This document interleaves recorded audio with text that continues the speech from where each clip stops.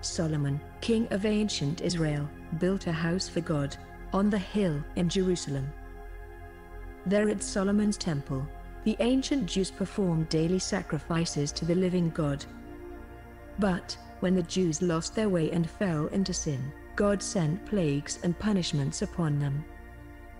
And a great empire, of exceeding might, rose from the east and conquered them. That empire was ancient Babylon. The Babylonians destroyed the house of God, and took the Jews captive. Among these captives was a young man called Daniel. He wrote the book of Daniel, of the Old Testament. Daniel was chosen for his good qualities to be a servant of the king, Nebuchadnezzar, and also a wise man, or seer. During those days, the king had a dream, which tormented him, and he knew he must find its interpretation. He asked his magicians to tell him what the dream means, but to be sure their interpretation is correct, he also wanted them to tell him what his dream was. The Babylonian magicians, of course, failed, and the king got very angry and issued an order to kill all magicians and seers in the kingdom. When the news reached Daniel, he prayed to God to tell him the king's dream and its meaning, so that he may save his life and that of the others. God gave Daniel knowledge of the dream and the interpretation, and he revealed it to the king. Thou, O king, sawest, and behold a great image. This great image, whose brightness was excellent, stood before thee, and the form thereof was terrible. This image's head was of fine gold, his breast and his arms, of silver, his belly and his thighs, of brass, his legs, of iron, his feet, part of iron and part of clay. Thou, O king, art a king of kings, for the God of heaven hath given thee a kingdom, power, and strength, and glory. And wheresoever the children of men dwell, the beasts of the field, and the fowls of the heaven, hath he given into thine hand, and hath made thee ruler over them all. Thou art this head of gold. And after thee shall arise another kingdom, inferior to thee, and another third kingdom, of brass, which shall bear rule over all the earth. And the fourth kingdom shall be strong as iron, for as much as iron breaketh in pieces, and subdueth all things, and as iron that breaketh all these, shall it break in pieces, and bruise. And whereas thou sawest the feet and toes, part of potter's clay, and part of iron, the kingdom shall be divided, but there shall be in it, of the strength of the iron, for as much as thou sawest, the iron mixed with miry clay. And, as the toes of the feet were part of iron, and part of clay, so the kingdom shall be partly strong, and partly broken. What God reveals to us, through Nebuchadnezzar's dream, is a timeline of empires. The first, the head of gold, is Babylon. Through later visions, during the reign of the last Babylonian king, King Belshazzar, Daniel identifies the latter two empires as Persia and the empire of the Greek king. Then I lifted up mine eyes, and saw, and, behold, there stood before the river, a ram, which had two horns. And, as I was considering, behold, an he-goat came from the west, on the face of the whole earth, and touched not the ground, and the goat had a notable horn between his eyes. And he came to the ram that had two horns, which I had seen standing before the river, and ran unto him in the fury of his power. And I saw him come close unto the ram, and he was moved with choler against him, and smote the ram, and brake his two horns. The ram which thou sawest, having two horns, are the kings of Media and Persia. And the rough goat is the king of Grecia. These prophecies were made long before Persia conquered Babylon, and even longer, before the rise of Alexander of Macedon. The fourth kingdom, represented by the legs of iron, is Rome. Daniel says the following about it. After this I saw in the night visions, and behold a fourth beast, dreadful and terrible, and strong exceedingly, and it had great iron teeth. It devoured and brake in pieces, and stamped the residue with the feet of it. And it was diverse from all the beasts that were before it, and it had 10 horns. Then, according to the timeline given by Nebuchadnezzar's dream, there is one last, short-lived empire at the end, represented by the feet of iron mixed with clay. The iron represents that it is the resurrection of Rome, but the clay represents its instability and inability to rule with absolute power, like a true empire does. And whereas thou sawest the feet and toes, part of potter's clay, and part of iron, the kingdom shall be divided, but there shall be in it of the strength of the iron, for as much as thou sawest the iron mixed with miry clay. And, as the toes of the feet were part of iron, and part of clay, so the kingdom shall be partly strong, and partly broken. Then, Daniel reveals to King Nebuchadnezzar the fate of this string of empires. Thou sawest, till that a stone was cut out without hands, which smote the image upon his feet, that were of iron and clay, and brake them to pieces. Then was the iron, the clay, the brass, the silver, and the gold, broken to pieces together, and became like the chaff of the summer threshing floors, and the wind carried them away, that no place was found for them. And the stone that smote the image became a great mountain, and filled the whole earth. And, in the days of these kings, shall the God of heaven set up a kingdom, which shall never be destroyed, and the kingdom shall not be left to other people, but it shall break in pieces and consume all these kingdoms, and it shall stand forever. For as much as thou sawest that the stone was cut out of the mountain without hands, and that it brake in pieces the iron, the brass, the clay, the silver, and the gold, the great God hath made known to the king what shall come to pass hereafter, and the dream is certain, and the interpretation thereof sure. The stone cut without hands, that falls upon the resurrected Roman Empire, is an asteroid. It is called wormwood, and there is a more detailed description of it in later prophecy. And the kingdom, which God will set up, is that of Christ. Jesus' teachings and his miracles created a fast-growing movement within the territory of the Roman Empire. Rome saw this movement as just another ordinary rebellion and sought to suppress it. The tensions between the Jews and their Roman overlords eventually boiled over into a complete rebellion and war. King Solomon's temple on the hill had been rebuilt for the second time, and Rome destroyed it. Subsequently, Rome ruled over most of Europe for a few hundred years. But their rule was never unchallenged, and they were always fighting rebellions, trying to make foreign cultures conform to their ways. Something which is obviously impossible, and doomed to fail in time.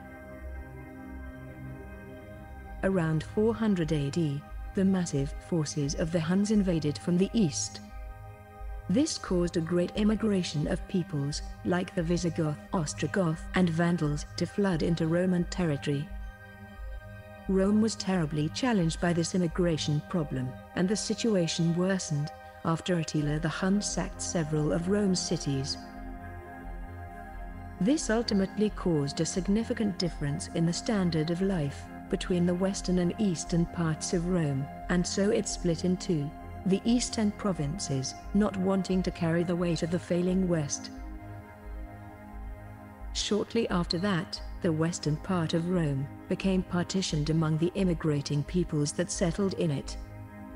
According to Daniel's prophecy, out of Rome came 10 kingdoms, which he calls 10 horns.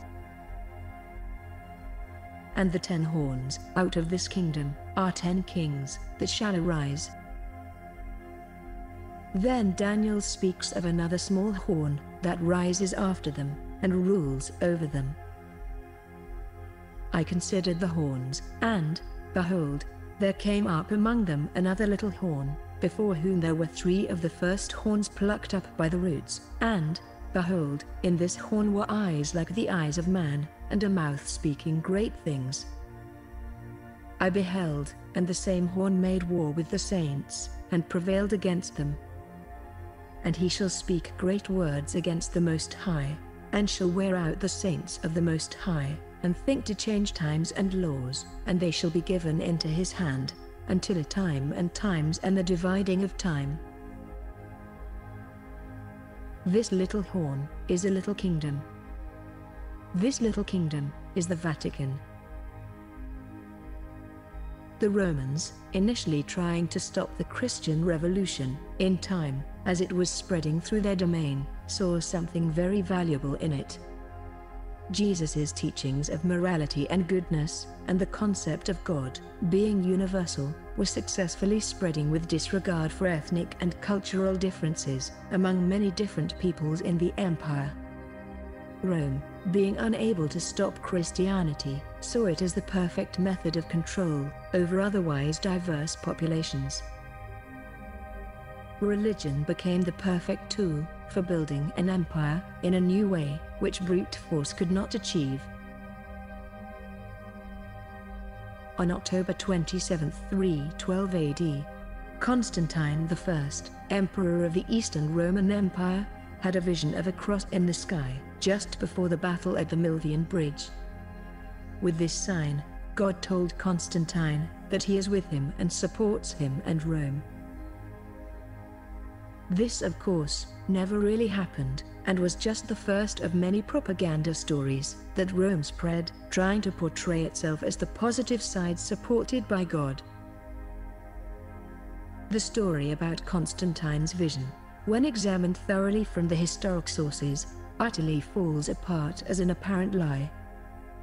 But as one method of manipulation goes, repeat the lie often enough and it will become the truth.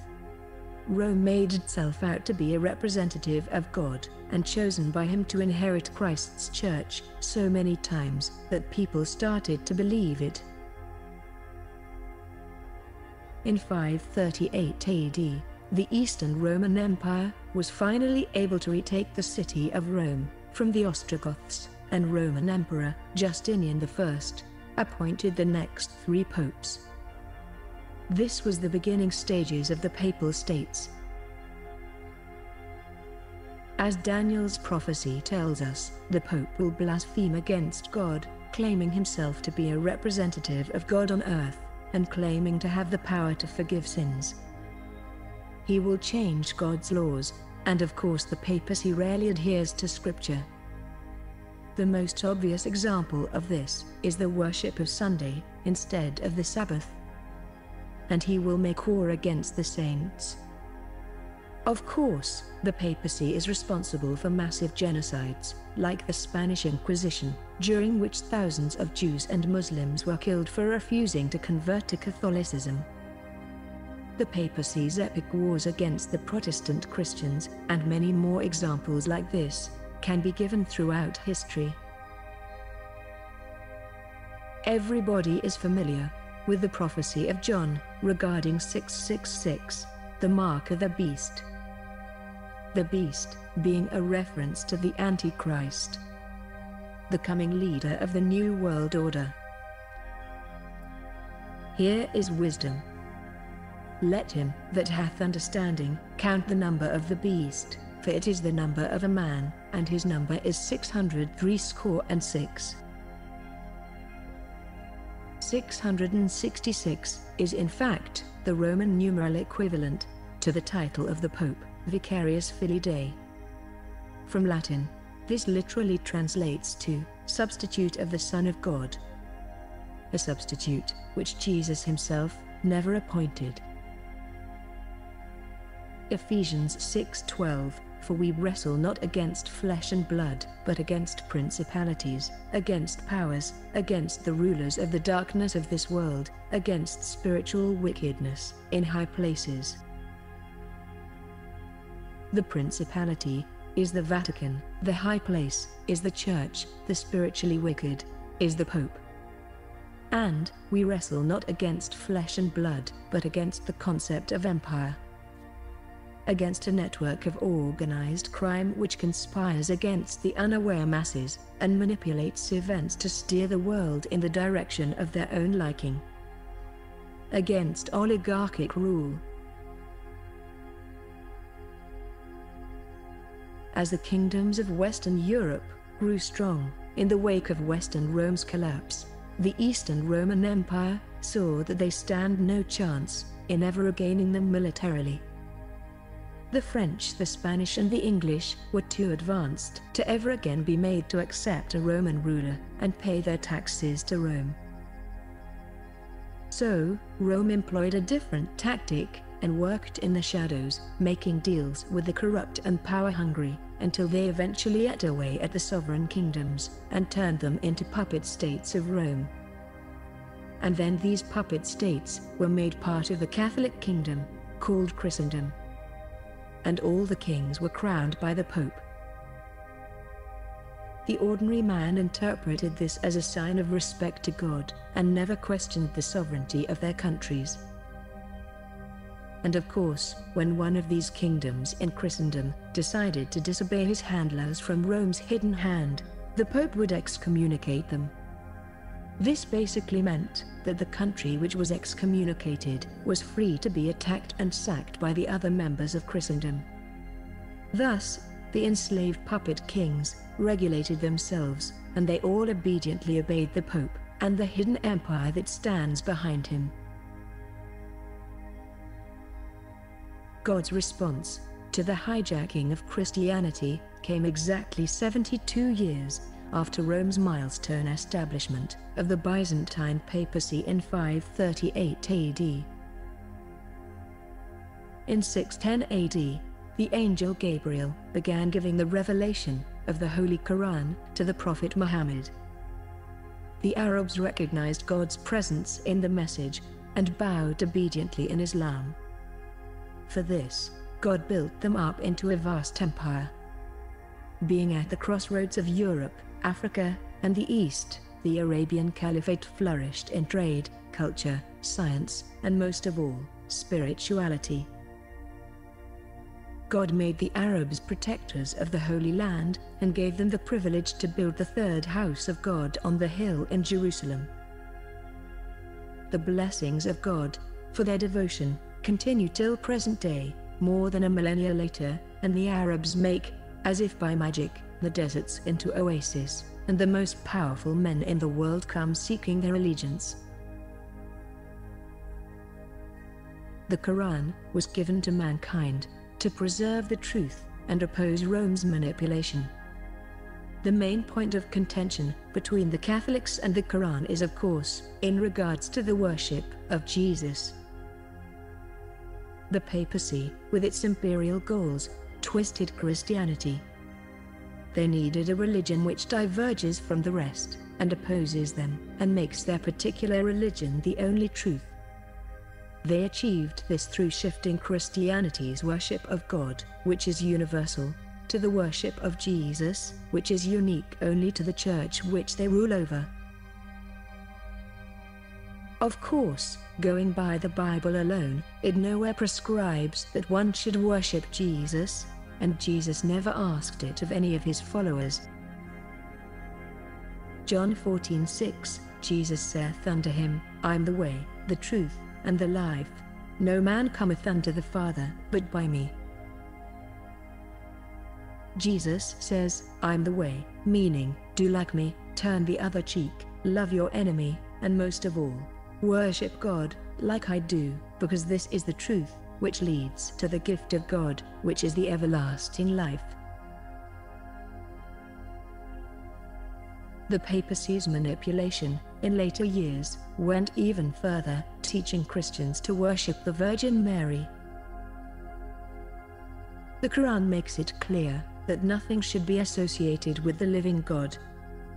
And he is the God of Abraham.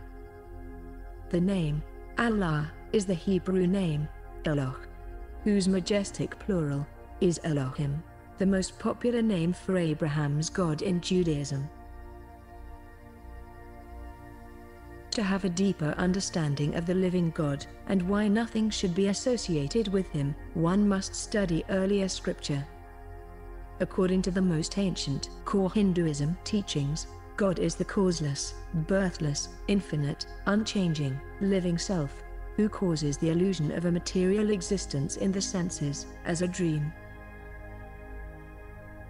Thus, anything in the senses is not him, but his creation.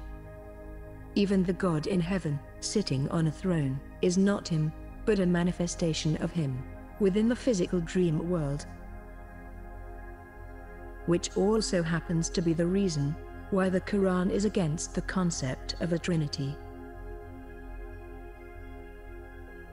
The living one can never be perceived, because he always stands behind the senses. And the worship of him, as the all-pervading spirit, which contains everything and everyone within himself, as an illusory experience, leads to an awakening from the false association with the material body. Thus, the soul becomes liberated in the supreme state of the spirit, free from the infinity of dream worlds which he creates. Unfortunately, Christians deceived by Roman imperial propaganda lack this contemplation of the living one, which is the fundamental purpose of the material existence, and instead limit their understanding of God to Jesus' 33 years on earth and the handful of his preserved teachings. Another point of contention between the Quran and the mainstream understanding of Christianity is the crucifixion. The Quran states that, they said, in boast, we killed Christ Jesus, the Son of Mary, the Messenger of Allah, but they killed him not, nor crucified him, but so it was made to appear to them, and those who differ therein are full of doubts, with no certain knowledge, but only conjecture to follow, for of a surety, they killed him not. Nay, Allah raised him up unto himself, and Allah is exalted in power, wise.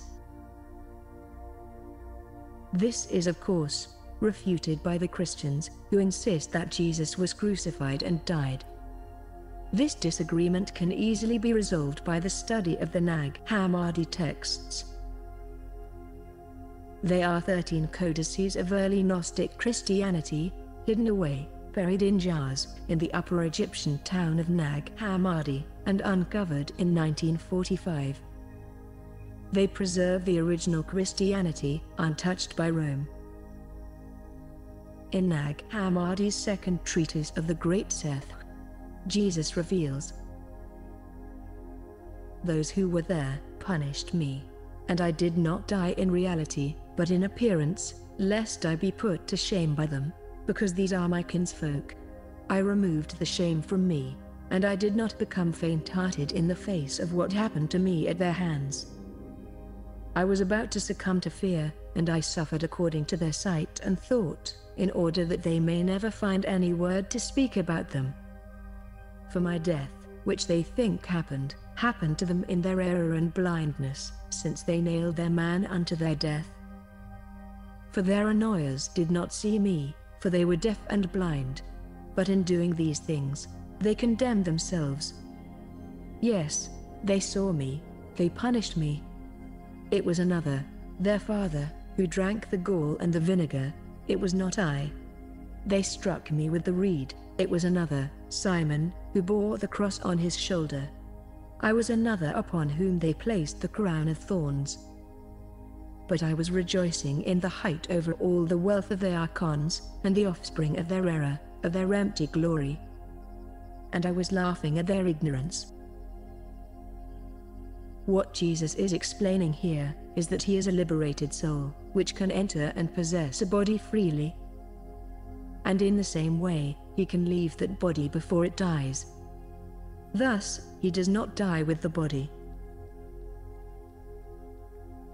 It becomes obvious that the Bible and the Quran are written by God in this particular way, so as to test mankind and see whether they wish to love their neighbor or war against him. Whether they wish to judge in arrogance and boastfulness, or do they wish to study all the facts with faith, before they ultimately come to a definitive conclusion. Jesus's words in the Nag Hammadi texts further draw parallels between the religions. He confirms Hinduism's concept of a living self and an illusory dead material creation. When you come to know yourselves, then you will be known, and you will realize that you are the children of the living Father. The dead are not alive, and the living will not die. If flesh came into being because of the Spirit, it is a wonder. But if the Spirit came into being because of the body, it is a wonder of wonders. Those who know all, but are lacking in themselves, are utterly lacking.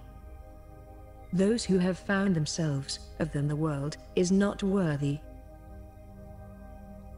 The perfect Savior said to him, before anything is visible of those that are visible, the majesty and the authority are in him, since he embraces the whole of the totalities, while nothing embraces him. For he is all mind, and he is thought and considering and reflecting and rationality and power. They all are equal powers. They are the sources of the totalities. And their whole race from first to last was in his foreknowledge, that of the infinite, unbegotten Father. Here Jesus speaks of another Hinduism concept, achieving oneness with God.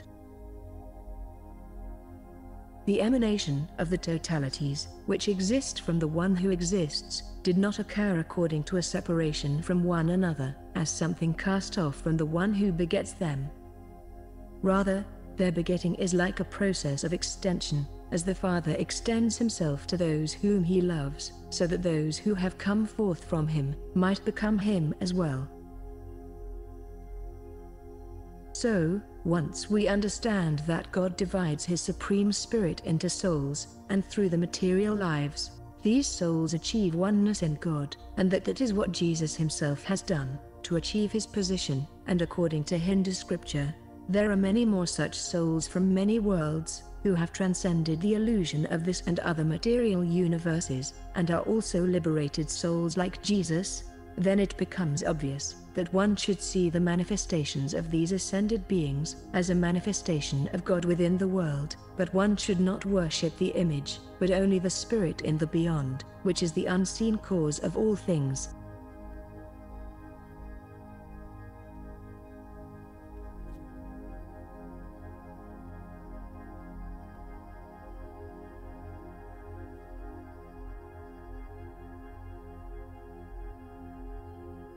While the Arab East prospered, under God's grace, the European Empire wallowed in mud and looked on enviously, while its populations were being choked by its ruthless oligarchs. The hidden hand of Imperial Rome, through the greedy monarchs of Christendom, sought to sack and pillage everything they did not own. The papacy, in its attempt to justify the invasions and murder, created the concept of a holy war, cloaking their imperial agenda with Christ's legacy. In the 12th century they created the order at the Knights Templar, who they glorified as the protectors and saviors of Christendom. In fact, they were just mercenaries working for the highest bidder. They were hired by the monarchs of Europe to undertake crusades, not only against the Muslims, but against Christians as well. An example of this is the sacking of Constantinople in 1204, during the Fourth Crusade. By then the Hidden Hand had established firm control in the kingdoms of Western Europe. Simultaneously, the Eastern Roman Empire, now as Byzantium, after sustaining centuries of wars, was at its final stages. Pressed from the east by a massive invasion of Turks, and with financial interests split between them and the Venetian Empire, and on top of that, an internal struggle for the throne, the fate of the riches of Constantinople were uncertain. Rome's Crusader army made sure they do not fall into the wrong hands, and sacked the city. The riches were split between the Crusaders, the Venetians, and the biggest share was for Pope Innocent III, who, as taking the loot, issued a letter of criticism towards the barbaric actions of the Crusaders. The Templars called themselves the poor fellow soldiers of Christ and of the Temple of Solomon. They pretended to be so humble that they made their symbol represent two men having to share one horse. In reality, 90% of their members were non-combatants who managed a large economic infrastructure across Europe, developing innovative financial techniques that were an early form of banking. In 1307, the French king, Philip IV, being in debt to the Templars and unable to pay, seizing the moment when criminal charges were made against them, issued an order for the arrest of all members and the execution of their leader, Jacques de Molay. But of course, not all Templars were captured. Many fled France in two distinct locations. One was the Kingdom of Scotland, where they re-established their operations. Eventually they rebranded themselves as the Scottish Rite Freemasons. Just like the Catholic Church, Freemasons are an organization which, on the outside, and at its low-level servants, is based in morality and good. But this is just a cloak for more sinister agendas of organized crime and empire, being played out at the high levels. The Masonic Club was, and still is, a place for the elites, at the highest levels, to meet and conspire in their common criminal goals. Its members included all the monarchs of Europe, and that included the Eastern kingdoms, like that of Russia, as well. The Masonic symbolism is proudly displayed across the Russian palaces. The double-headed eagle itself, being the main symbol of Scottish Rite Freemasonry, is in fact an ancient Roman symbol. It depicts an ancient Roman imperial strategy. They always give you a choice, but both outcomes are controlled by them. Regardless of your choice, you always end up choosing the Eagle of Rome. The second place where the Templars fled was in the Swiss Alps. There they set the foundation of the old Swiss Confederacy, a confederation of small states within the Holy Roman Empire, which was the precursor to the modern state of Switzerland. Since then, Switzerland has always been used as a safe haven for the elite and the monarchs of Europe, for banking, money laundering and tax frauds, and all other kinds of illegal activities that the very rich participate in. To this very day, the Swiss Guard remained the official mercenary army protecting the Vatican. The papacy's greed went so far that during the 16th century, Pope Leo X sold official documents which would forgive a person's sins and allow passage into heaven. Something which we know only God can do. In those days rose a great hero named Martin Luther, a German professor of theology and an Augustinian monk. He, and others with him, like William Tyndale, translated the Bible into German and English, and thus made it available to all people. The Pope no longer had a monopoly on Christianity. This was the start of the Protestant Revolution. One of the miraculous things about the Bible is that some of the prophecies in it simultaneously point to two or more separate events, which resemble each other in a symbolic way, and are like a repeating echo through history. One such prophecy is Revelation 17 and 18. It is a prophecy for the end times, and thus its fulfillment lies in the future. But it simultaneously points to the past. The prophecy talks about mystery, Babylon the Great, the mother of harlots and abominations of the earth. She is described both as a woman and as a city full of sin, which God destroys in his wrath.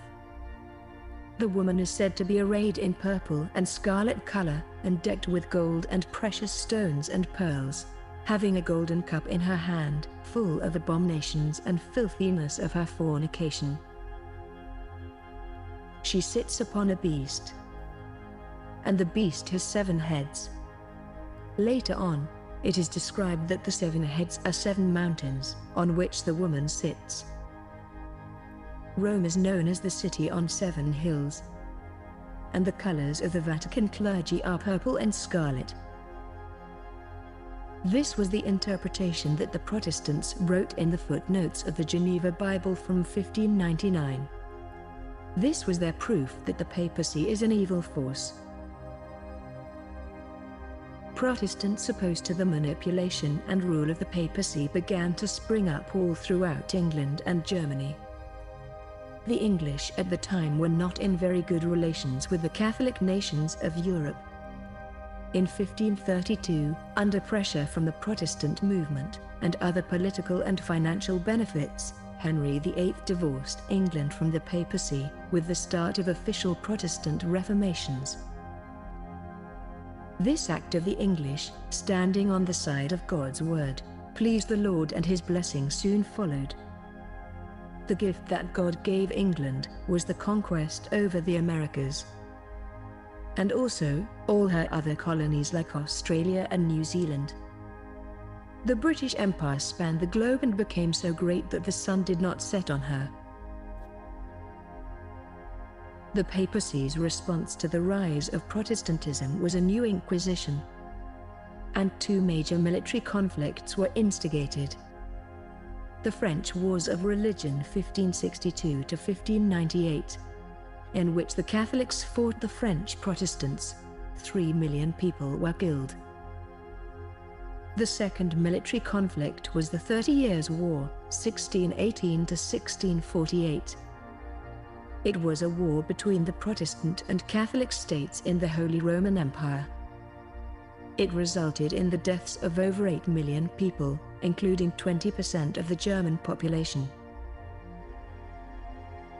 In 1605, the papacy attempted the assassination of England's King James I, in the Jesuits' so-called gunpowder treason plot, in which they tried to blow up the House of Lords and replace the government with one that is Catholic. The operation was done through a group of English Catholics led by Robert Catesby. Among his fellow plotters was Guy Fawkes. They failed and were captured and executed. The Protestant colonies of America grew ever larger and richer. The hidden hand infiltrated them, and through agents like George Washington and Benjamin Franklin, members of the Masonic and other openly satanic European clubs, like the Hellfire Club, created a violent coup. 3% of the population with violence imposed a new rule over the peaceful Protestants. Since the common Protestant man, peaceful as he is, would never stand for a Catholic rule, instead of Catholicism, a new ideological replacement had to be offered. The hidden hand provided America with 2 separate ideologies. The popular one, based on liberty and freedom, with complete disregard of Protestant Christian values, morality, and even fundamental logic, became the dominant spirit of America, and the fundamental cause of its moral degradation. This moral degradation, of course, further allowed the infiltration of America by the network of European organized crime and mafia. Eventually, Protestantism was made to be forgotten, and America today, in complete amnesia, calls itself Catholic. The second ideology, which the hidden hand provided for America, was a more obscure one. And because of its obvious satanic foundation, it was rejected by the masses, and remain only in the symbolism of their Masonic temples. The U.S. Capitol building is a slightly larger architectural copy of the Vatican St. Peter's Basilica. And the Washington Monument mirrors the Vatican's Egyptian obelisk. The streets around the Capitol building form a pentagram and a pyramid with an eye. The pyramid with an eye being the symbol of the secret society of the Illuminati, yet another organization created by the Vatican in 1776, the year of America's Revolution. on the inside of the U.S. Capitol's dome, is a fresco known as the Apotheosis of George Washington. Apotheosis, meaning to become like God. The symbolism depicted in this fresco is clearly satanic. This was their first attempt to fulfill the Antichrist prophecy. In this religion, the Capitol building was to be the temple, the Constitution was to be the gospel, and George Washington was to be God. Many believed Washington, a man renowned for his appearance of seemingly unconditional morality, to be a devout Christian. In fact, when one digs into the details, his true allegiance begins to show. Reverend Dr. Wilson, in his famous sermon on the religion of the presidents, says that when the Congress sat in Philadelphia, President Washington attended the Episcopal Church, but on the days when they did communion, he had the habit of walking out. According to Bishop William White's writings, Washington never kneeled before God. And it is reported that 4 hours before Washington's death, Father Leonard Neal, of the Society of Jesus, was called to Mount Vernon to baptize him as a Catholic. Thus, in this revolution as in many others, all roads lead to Rome.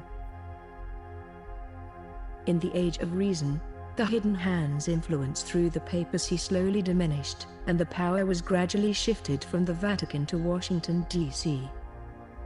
This was the fulfillment of yet another prophecy. And I stood upon the sand of the sea, and saw a beast rise up out of the sea, having 7 heads and 10 horns, and upon his horns 10 crowns, and upon his heads the name of blasphemy. As the Protestants revealed to us, the 7 heads are the 7 hills of Rome, and the 10 horns are the 10 kingdoms that came out of Rome's collapse, the 11th little horn being the Vatican. And the sea represents the densely populated lands of Europe. And he saith unto me, the waters which thou sawest, where the horse sitteth, are peoples, and multitudes, and nations, and tongues. Then after the Vatican, another beast appears. And I beheld another beast coming up out of the earth, and he had 2 horns like a lamb, and he spake as a dragon. And he exerciseth all the power of the first beast before him, and causeth the earth and them which dwell therein to worship the first beast, whose deadly wound was healed. The earth, being the opposite of a sea, this beast appears in a sparsely populated area, the Americas. It appears as a lamb, meaning it is a Christian nation, but it speaks like a dragon, the dragon being a representation of Satan. The satanic speech referred to here is the anti-Christian ideology of unlimited liberty, with complete disregard for God's order. This second beast is America, and she exercises all the power of the beast before her, the Vatican. Thus, America became the new Babylon. The success of the American Revolution inspired the Hidden Hand to proceed further in the expansion of their power. And in a little over a decade came the next victim, the French monarchy. The same ideology of liberty was used to stir up the French peasants. In the same way as the U.S. Bill of Rights, the French issued their own Declaration of the Rights on Man and Citizens. Rumors were spread among the poor and hungry that the royals are hoarding food, and that the French Queen, Marie Antoinette, had said that if the people are hungry, they should just eat cake. Thus, the image of the royals was destroyed, and they were ultimately executed.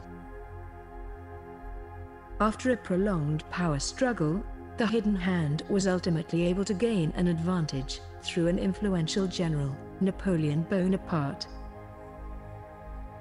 However, once Napoleon gained power, being in charge of the army, he quickly realized that he no longer has need for his handlers in Rome.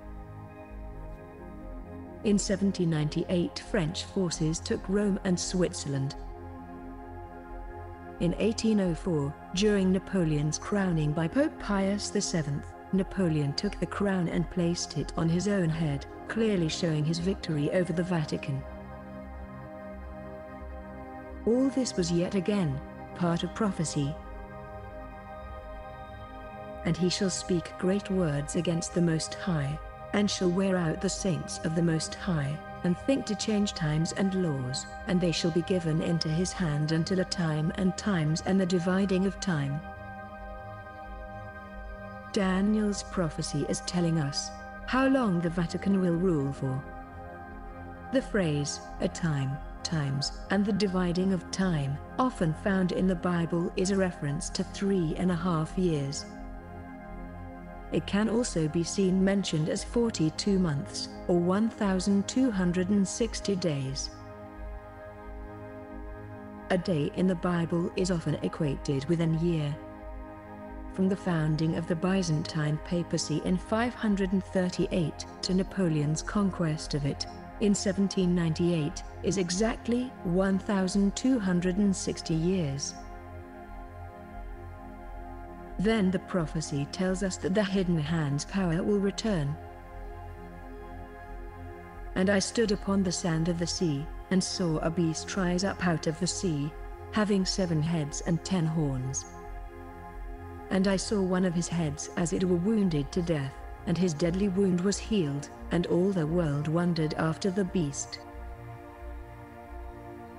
The wound being healed is the re-establishment of papal rule after Napoleon's defeat. Once Napoleon became emperor, he went on to conquer and sack everyone who opposed him, and made Europe a collection of French puppet states.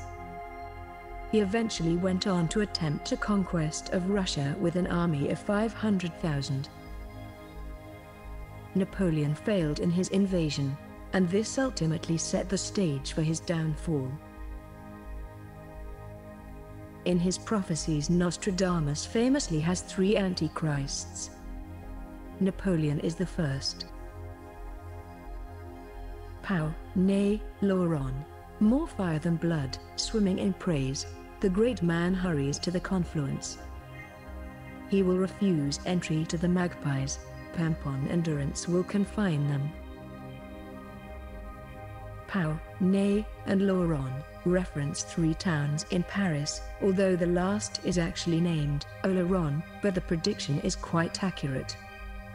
By using them, Nostradamus employed one of his favorite devices, the anagram. Rearranging the city's letters spells Napoleon, Roy, which is obviously an anagram for Napoleon the King in French. More of fire than of blood refer to the non-noble lineage of Napoleon, who took power during a coup. Refuse entry to the magpies refer to Popes Pius VI and VII, both of whom Napoleon imprisoned. After the defeat of Napoleonic France, the victors of the war, Austria, Prussia, England, and Russia, met at the Congress of Vienna in 1814 to redraw the map. There was a significant disagreement as to the future of Poland, which prior to the Napoleonic Wars was under a mixed influence of Prussia, Russia, and Austria. Napoleon conquered the Polish lands, but then lost them to Russia. Russia, having significant influence in the area in the past, and having conquered the lands in the present, wanted Poland to be a part of their kingdom. Austria and Britain, however, feared that Russia will become too big. And adding defeated France to their coalition, the 3 countries made a secret treaty to go to war against Russia, if necessary, to prevent the Russians from gaining control of Poland. The Russians, pressed by this, ultimately agreed to a smaller piece of Poland for the time being. However, the Russians exposed Rothschild, the popular and influential German Jewish banking family, strongly associated with the Vatican, the Freemasons and the Illuminati, who at the time had gained almost complete control of the European central banks, except that of Russia, of manipulating Austria, England, and France, against Russian interests in Poland. and as the legend goes, this created the feud between Rothschild and Russia's Tsar Alexander I. Supposedly, that is when Rothschild vowed to destroy the Russian monarchy and conquer Russia. 100 years later, in 1914, is when World War I began. And as we will shortly find out, it is all about Russia. In 1871, as a different kind of prophecy, 33rd degree Freemason, Albert Pike, wrote a letter to Italian politician, Giuseppe Mazzini, entitled, Three World Wars, revealing the hidden hand's plans for global domination. About the First World War, Pike wrote, "The First World War must be brought about, in order to permit the Illuminati to overthrow the power of the Tsars in Russia, and of making that country a fortress of atheistic communism. The divergences caused by the agenda of the Illuminati, between the British and Germanic empires, will be used to foment this war. At the end of the war, communism will be built and used in order to destroy the other governments and in order to weaken the religions." Prior to World War I, there were four major sides in Europe. The English and French empires, spread thin throughout the world with their many colonies, and on the brink of financial collapse. The rising German and Austro-Hungarian empires. The Ottoman Empire, and the Russian Empire. The Ottoman Empire had waged long wars against the Austrians and the Russians. It had been defeated on the battlefield, but more than that, it had been infiltrated from within by the hidden hand, which to a large extent had made the Ottoman a puppet state of the West, and this ended any significant fighting between Ottoman and Austria. Eventually, after a revolution in 1919, led by Mustafa Kemal Atatürk, an agent of the West, Turkey was modernized and westernized, and gradually guided to her eventual joining of NATO.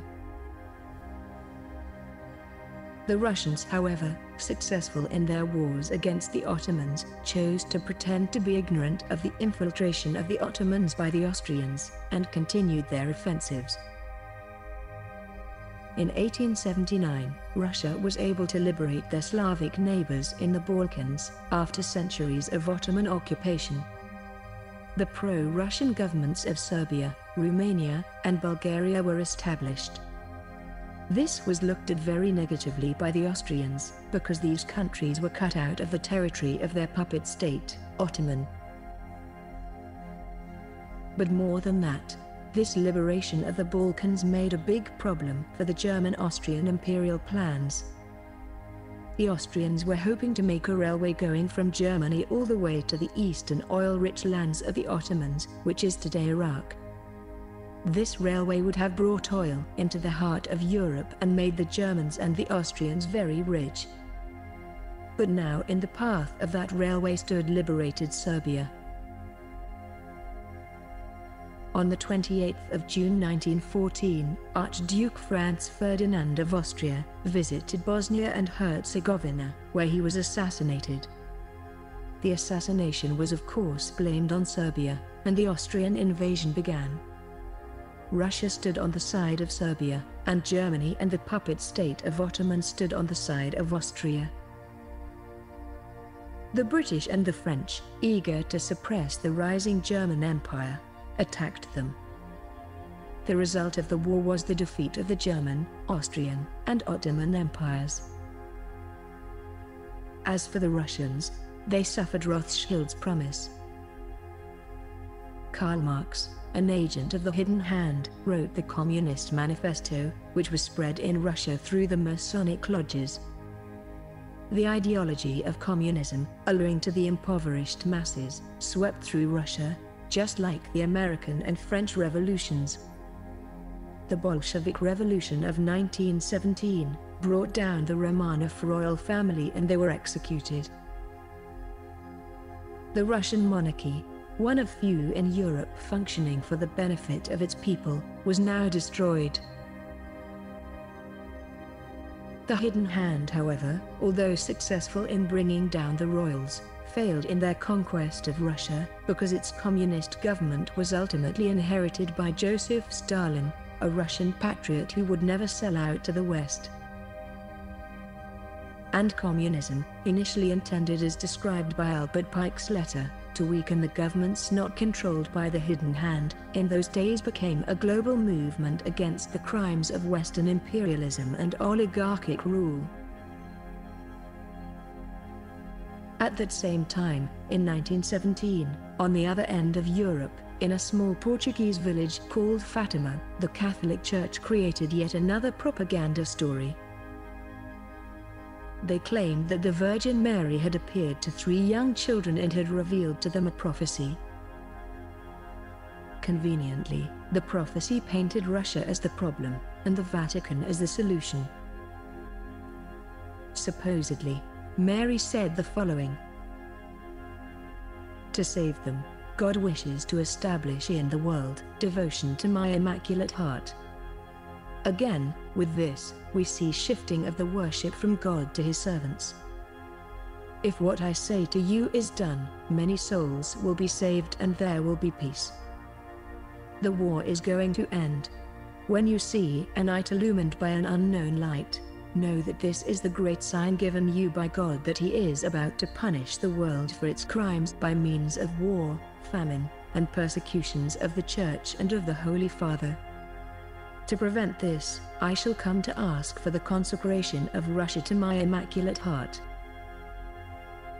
The consecration of Russia, meaning that Russia should turn away from atheism and communism, and should submit to the rule of the Catholic Church. The supposed prophecy of Mary further depicts a dark vision of a future destruction of Rome by a Russian invasion. "And we saw a bishop dressed in white. We had the impression that it was the Holy Father. Other bishops, priests, men and women religious going up a steep mountain, at the top of which there was a big cross. Before reaching there the Holy Father passed through a big city half in ruins. Afflicted with pain and sorrow, he prayed for the souls of the corpses he met on his way. Having reached the top of the mountain, on his knees, at the foot of the big cross, he was killed by a group of soldiers.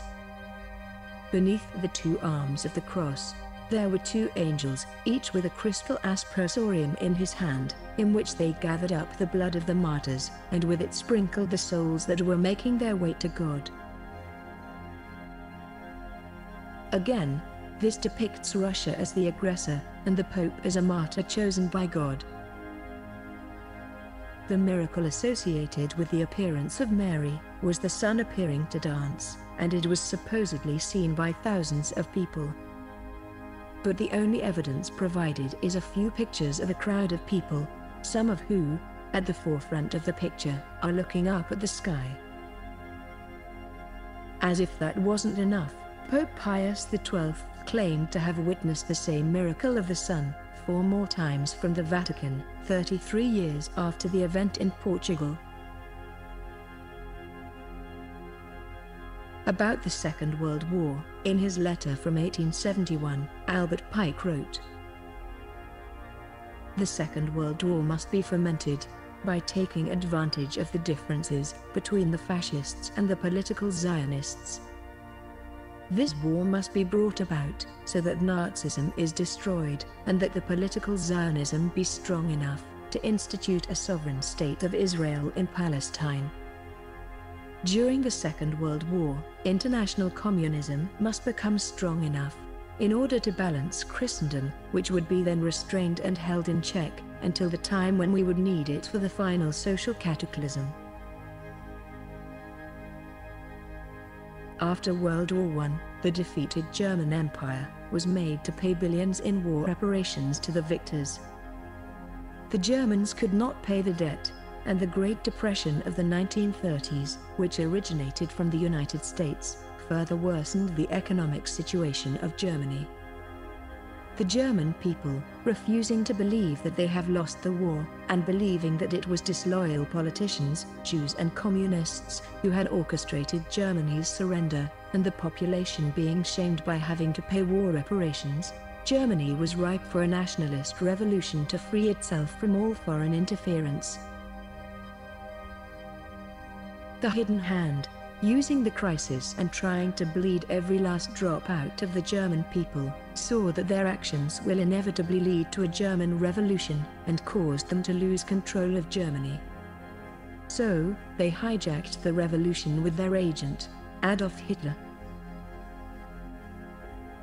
Hitler was built up by the West, supported by the Catholics, and made out to be the savior of Germany.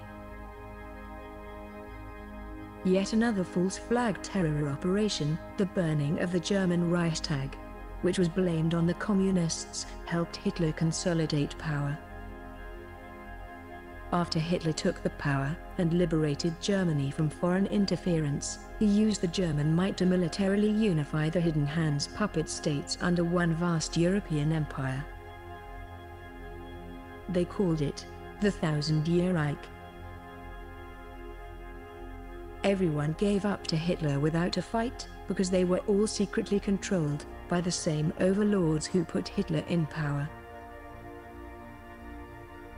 Just like in the Spanish Inquisition, the Hidden Hand was happy to kill 6 million of God's chosen people, the Jews, the ancient enemy of Rome, in the Nazi Holocaust. As the Nazi Empire rose to power and committed its atrocities, the British, taking no significant military action, mostly pretended to be at war with them. They were in fact quite more interested in conquering the oil fields of Iran, Iraq, and Syria. And the United States also looked on, without any reaction to Hitler's crimes against humanity. Seemingly, completely contrary to what we know the US to be today, the world's policeman, always regulating the freedom and liberty of other countries. This particular time, they left Hitler to do whatever he wants with Europe. Instead, the Hidden Hand sought to use the US for a new conquest of the East. After the US started an unbearable economic war and provocation against the Japanese, they retaliated by sending their invasion force across the Pacific, towards the islands of Hawaii. They were detected by the Australians, who warned the US of the coming invasion. But the US chose to ignore the warning on purpose, and allow the bombing of Pearl Harbor to happen. This was then used to rile up the American public, and gain support for a US invasion of Japan. After hundreds of thousands of deaths, the US saw that they are unable to defeat the Japanese Empire. So, the US resorted to the criminal nuclear atrocities of the Hiroshima and Nagasaki bombings. The US claimed that they did this to end the war and save lives. One would think that if that was their true goal, they would have sought a peace treaty. After the nuclear bombings, Japan conceded and was turned into yet another one of the West's puppet states. Today Japan is jokingly considered the US's biggest aircraft carrier. US imperial bloodlust, however, did not end there. A few decades later, they also invaded the former colony of Imperial Japan, Vietnam. The Gulf of Tonkin incident, which was the cause of the war, long blamed on Vietnam, was unsurprisingly revealed to be a CIA false flag operation, in recently declassified documents. The US committed a mass genocide against the local population, with a herbicide known as Agent Orange, which to this day torments the Vietnamese people with a variety of birth defects and diseases. After the Hidden Hand, through Hitler, had conquered Europe, they of course set their sight on the lands of Russia, and Rothschild's goal, the unconquered Russian central bank. The Western Empire, yet again, threw millions of lives into a war against Russia. In the meantime, the US, pretending to be helping the Soviets, sent aid and advisors, but in fact everything they did had the secret aim of infiltrating the Soviet rulership. Simultaneously, private US corporations were happy to feed the German war machine. And yet again Russian devotion to their motherland prevailed, and the German invasion ultimately failed. The Russian armies started to push the Germans back, and as that happened the Hidden Hand scrambled in panic for fear of losing the ground they had gained through Germany, but there was nothing they could do about it. When it became obvious that the Soviets will win the war, the Allied forces finally made their invasion of Germany. But it was too late, because the Russians had conquered everything all the way to Berlin, which is where the East and the West met, and divided the world with the Berlin Wall. The Russian army was responsible for 80% of German deaths in World War II, and is the primary factor that contributed to the defeat of Nazi Germany. Hitler supposedly killed himself in a bunker, but considering the fate of the many Nazi scientists who were evacuated out of Germany and absorbed into the US, it is not unthinkable to consider that perhaps Hitler also received a nice retirement. Nostradamus's prediction for his second Antichrist, Hitler, is the following. From the depths of the west of Europe, a young child will be born of poor people, he who by his tongue will seduce a great troop, his fame will increase towards the realm of the east. Beasts ferocious with hunger will cross the rivers, the greater part of the battlefield will be against Hister. Into a cage of iron will the Great One be drawn, when the child of Germany observes nothing. After the war ended, the British Empire started to crumble, as all her colonies started to declare independence. Using the Holocaust as justification, the Hidden Hand created the State of Israel in 1948. This, of course, was not done out of love for the Jewish people. It was simply an act to justify the continuation of the occupation of these lands through a puppet state, and a platform from which the West can project its influence in the area. In later years, the security of the Jewish people in the Holy Land justified more and more expansion of Israel, to the point where today Syria is bombed on a daily basis completely outside of international law, and 80 million Iranian people are not allowed to have a nuclear power plant. However, Temple Mount remains outside of Jewish reach for now, since that obviously would cause 2 billion Muslims to retaliate and start World War III. After the Second World War, the West's true anti-Russian agenda became clear, with the development of the Cold War. The Soviets, once depicted as the West's ally against the Nazis, were now on the receiving end of a massive propaganda campaign, blaming them for the occupation of Eastern Europe. As usual, the propaganda always focuses on the immediate problem at hand and conveniently ignores the context of the situation. The context being that the West launched the most massive invasion in history, resulting in 27 million dead, almost a third of which civilians, or 13.7% of the population of the Soviet Union. And in contrast, the US, UK, and France each losing around 500,000 people in total, from all their military adventures of the period. The horrors of the war were used by the Hidden Hand to justify the creation of several organizations aimed at pushing the world towards a new global empire. In 1945 came the birth of the United Nations. Officially, its goal was to prevent a future world war. Unofficially, it was intended to influence the policies of foreign countries in coherence with the Western agenda. The actual result, however, was that it became a platform where the West's agenda was constantly stopped by Russia and China's veto powers, which forced the West's various invasions around the world to be done outside of international law, thus revealing who the actual imperialists are. 1949 saw the birth of NATO, an organization aimed at taking away the Western states' independent military control and consolidating the powers against the Soviets. And 1957's Treaty of Rome gave birth to what would eventually grow into the European Union, an organization aimed at gradually eroding the differences between the European nations and setting them on their way towards a future United States of Europe. The European Union, of course, being the empire of iron mixed with clay, from Daniel's prophecy.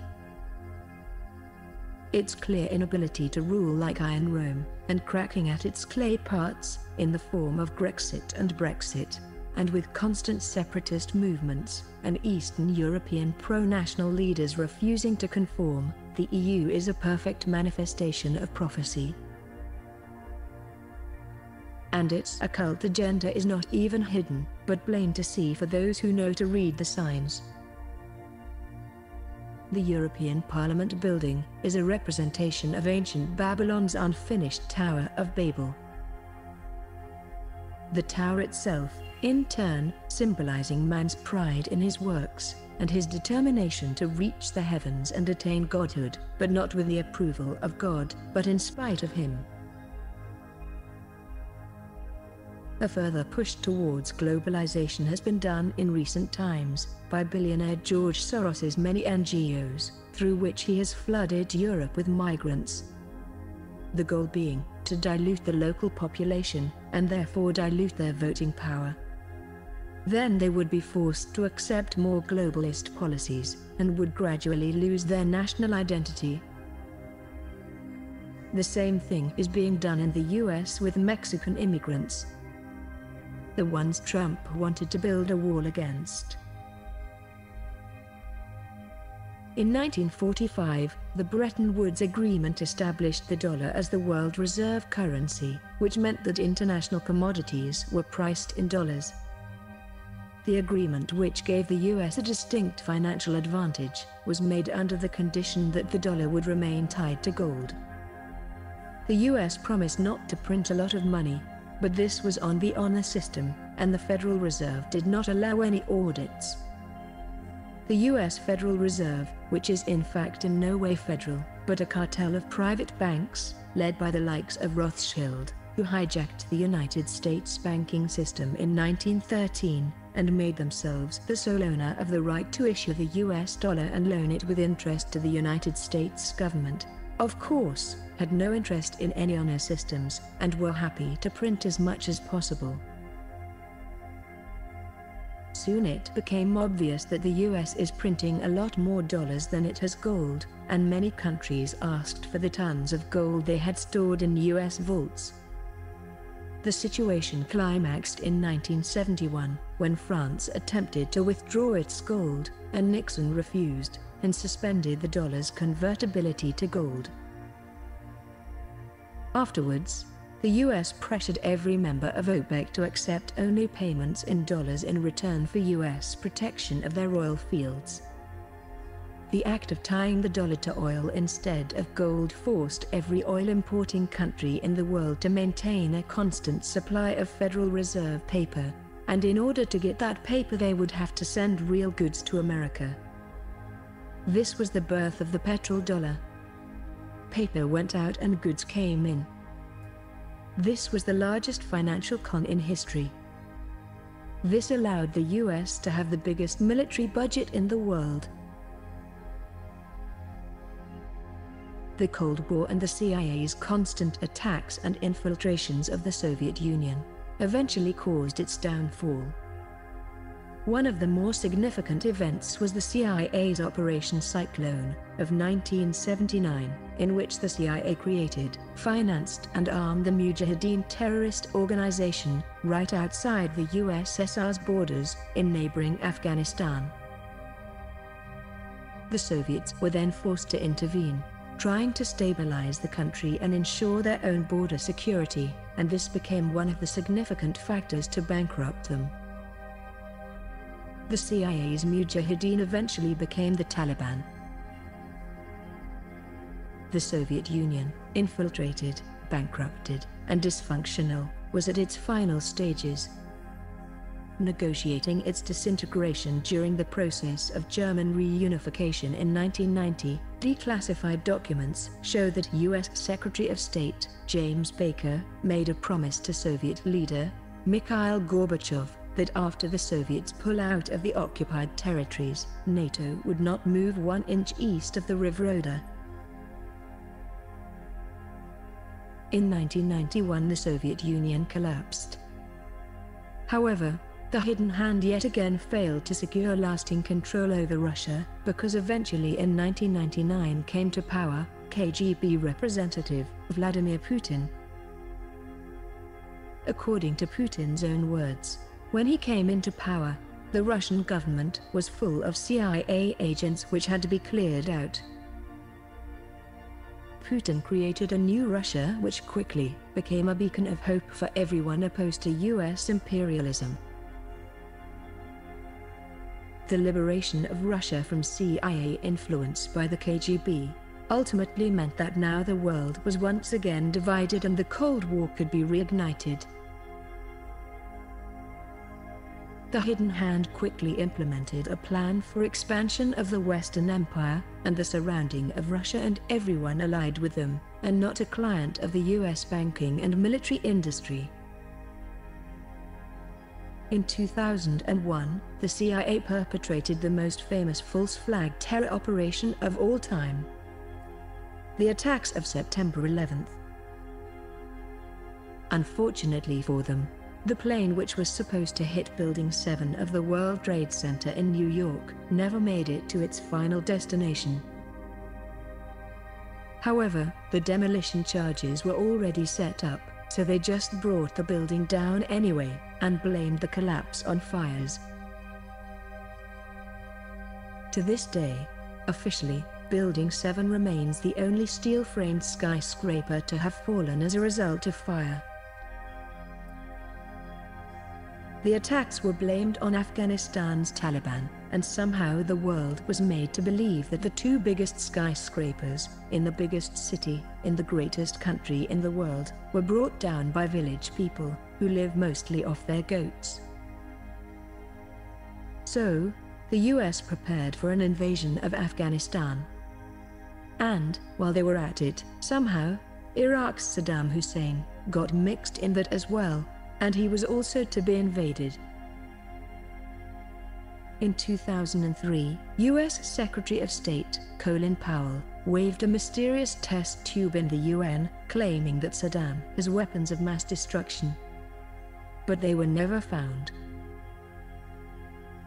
One would think the world would have learned their lesson, considering the prior US invasion of Iraq in 1991 was fed by similar propaganda. Naira Al-Sabah, during her testimony given before the United States Congressional Human Rights Caucus, claimed that she had witnessed Iraqi soldiers take babies out of incubators in a Kuwaiti hospital, take the incubators, and leave the babies to die. It was later revealed that she was the daughter of the Kuwaiti ambassador to the United States. The US invaded and destroyed Iraq in 2003. They occupied the oil fields to this very day. The US taxpayer lifted not only the military corporation's bill, but also that of a reconstruction of Iraq that never happened. In Afghanistan, just like the CIA's cocaine shipping operations from South America, the US occupied opium-growing fields and shipped heroin out for the entire world. Many wonder why the Afghan war took so long. In fact, the US never wanted to win it, because it kept bleeding the US taxpayer into the jaws of the military corporations. In 2007, US General Wesley Clark made the following statement. What happened at 9/11 is we didn't have a strategy, we didn't have bipartisan agreement, we didn't have American understanding of it, and we had instead a policy coup in this country. A coup. A policy coup. Some hard-nosed people took over the direction of American policy and they never bothered to inform the rest of us. I went through the Pentagon 10 days after 9/11. I went back there to see Don Rumsfeld. I'd worked for him as a White House fellow in the 1970s. All this is in the book. And he said, I just want to tell you, he said, nobody's going to tell us where or when we can bomb. Nobody. I went downstairs. I was leaving the Pentagon, and an officer from the Joint Staff called me into his office and said, I want you to know, he said, sir, we're going to attack Iraq. And I said, why? He said, we don't know. He said, I said, well, did they tie Saddam to 9/11? He said, no. And then I came back to the Pentagon about 6 weeks later. I saw the same officer. I said, why haven't we attacked Iraq? We still going to attack Iraq? He said, oh, sir. He says, it's worse than that. He said, he pulled up a piece of paper off his desk. He said, I just got this memo from the Secretary of Defense's office. It says we're going to attack and destroy the governments in 7 countries in 5 years. We're going to start with Iraq, and then we're going to move to Syria, Lebanon, Libya, Somalia, Sudan, and Iran. I said 7 countries in 5 years. These people took control of the policy in the United States. And I realized then, it came back to me, a 1991 meeting I had with Paul Wolfowitz. You know, in 2001 he was Deputy Secretary of Defense, but in 1991 he was the Undersecretary of Defense for Policy. It's the number 3 position in the Pentagon. And I said to Paul, I said, and this is 1991, I said, Mr. Secretary, you must be pretty happy with the performance of the troops in Desert Storm. And he said, well, yeah, he said, but not really. He said, because the truth is we should have gotten rid of Saddam Hussein, and we didn't.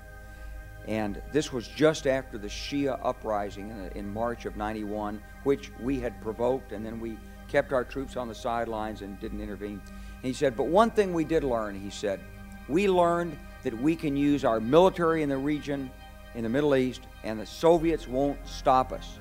He said, and we've got about 5 or 10 years to clean up those old Soviet client regimes.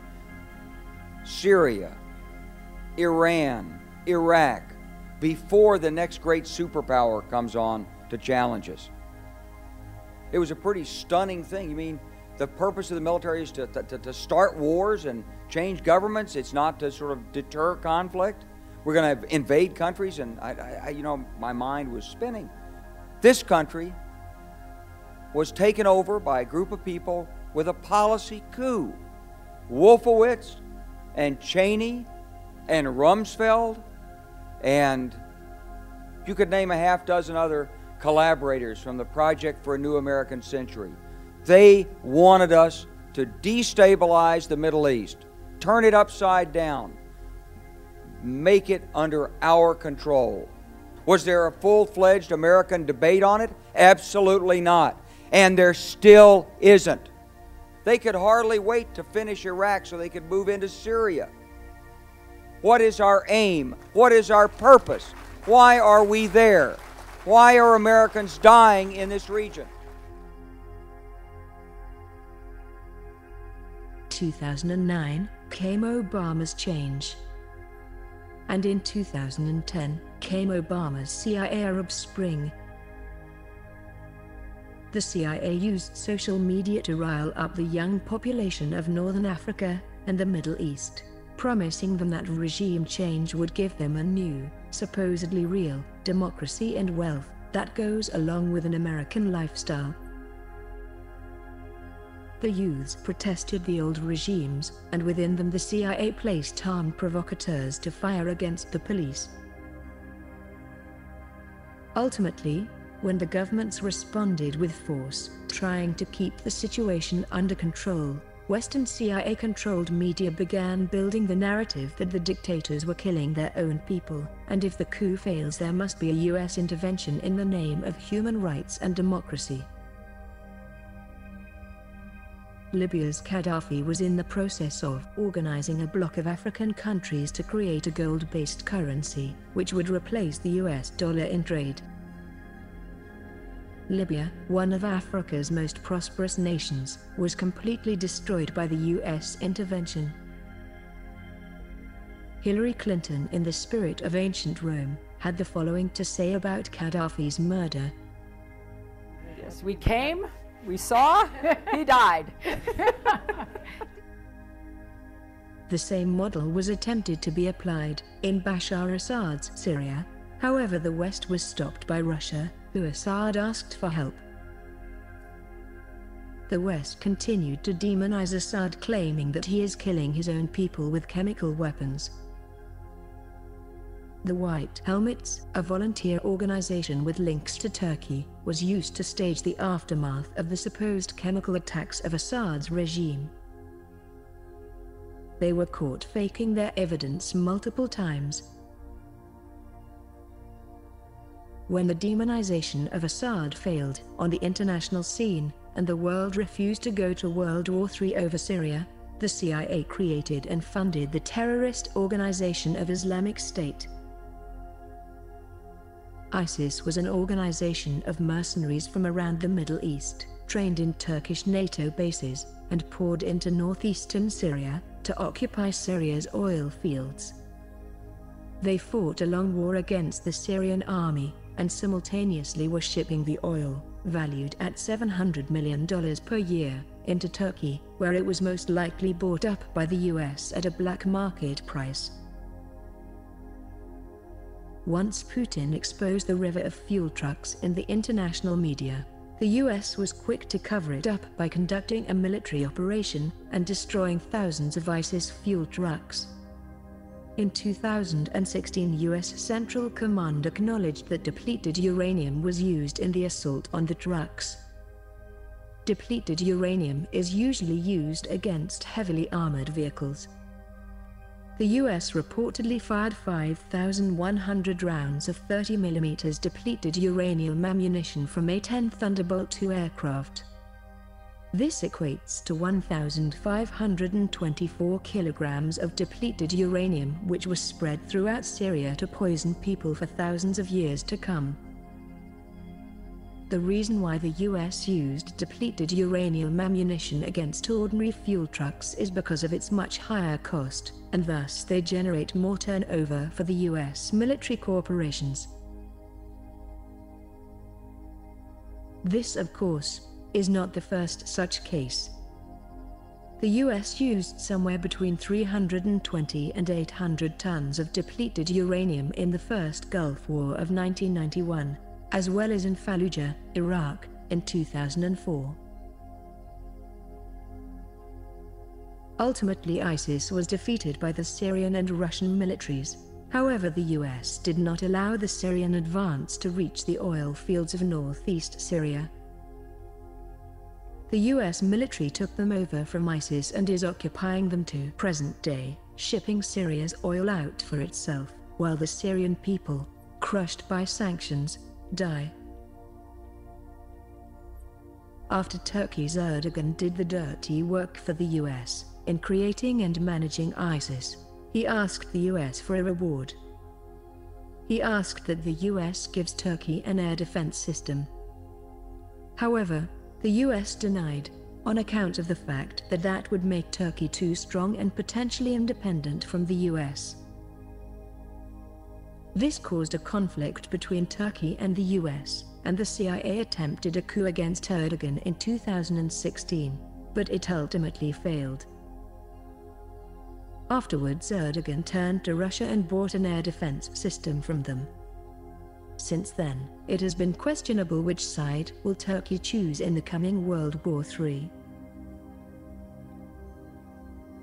The same successful model of the Arab Spring was then applied in Ukraine in 2014.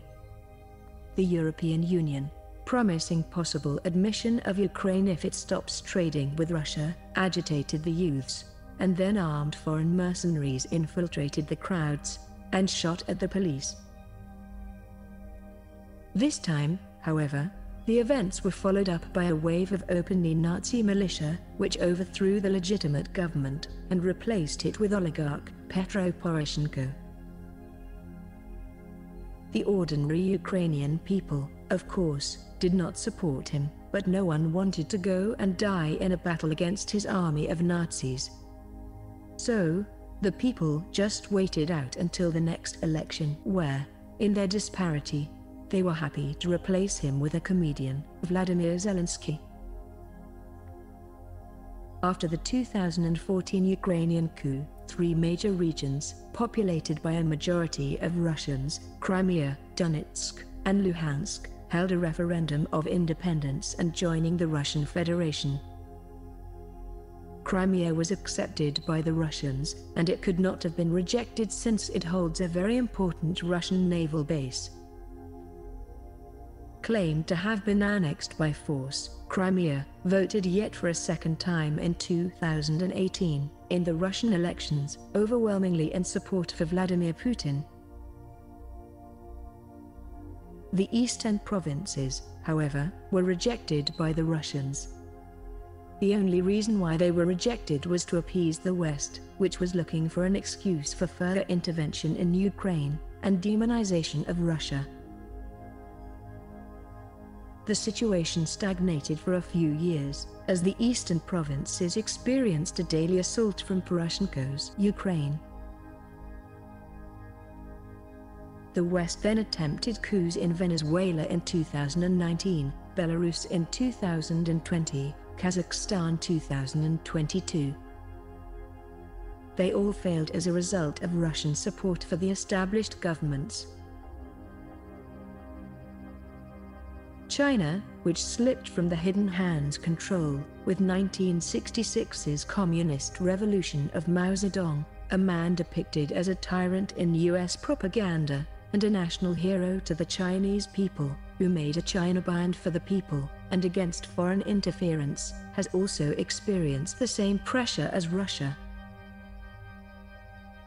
Being surrounded by NATO bases, and with constant US interference in Taiwan and Hong Kong, China has been getting closer and closer to Russia in an attempt to counter US war power. The American people, not completely oblivious to the situation, elected Donald Trump as president, on the basis of his promises for peace with Putin, peace with China, and even peace with North Korea's Rocket Man, as well as draining the swamp in Washington. He almost would have made it, but he never found members for his administration with the same goals. He was smeared by the CIA-controlled mainstream media in every possible way. The absurd attacks against him reached the point where he became the first US president to be banned on social media.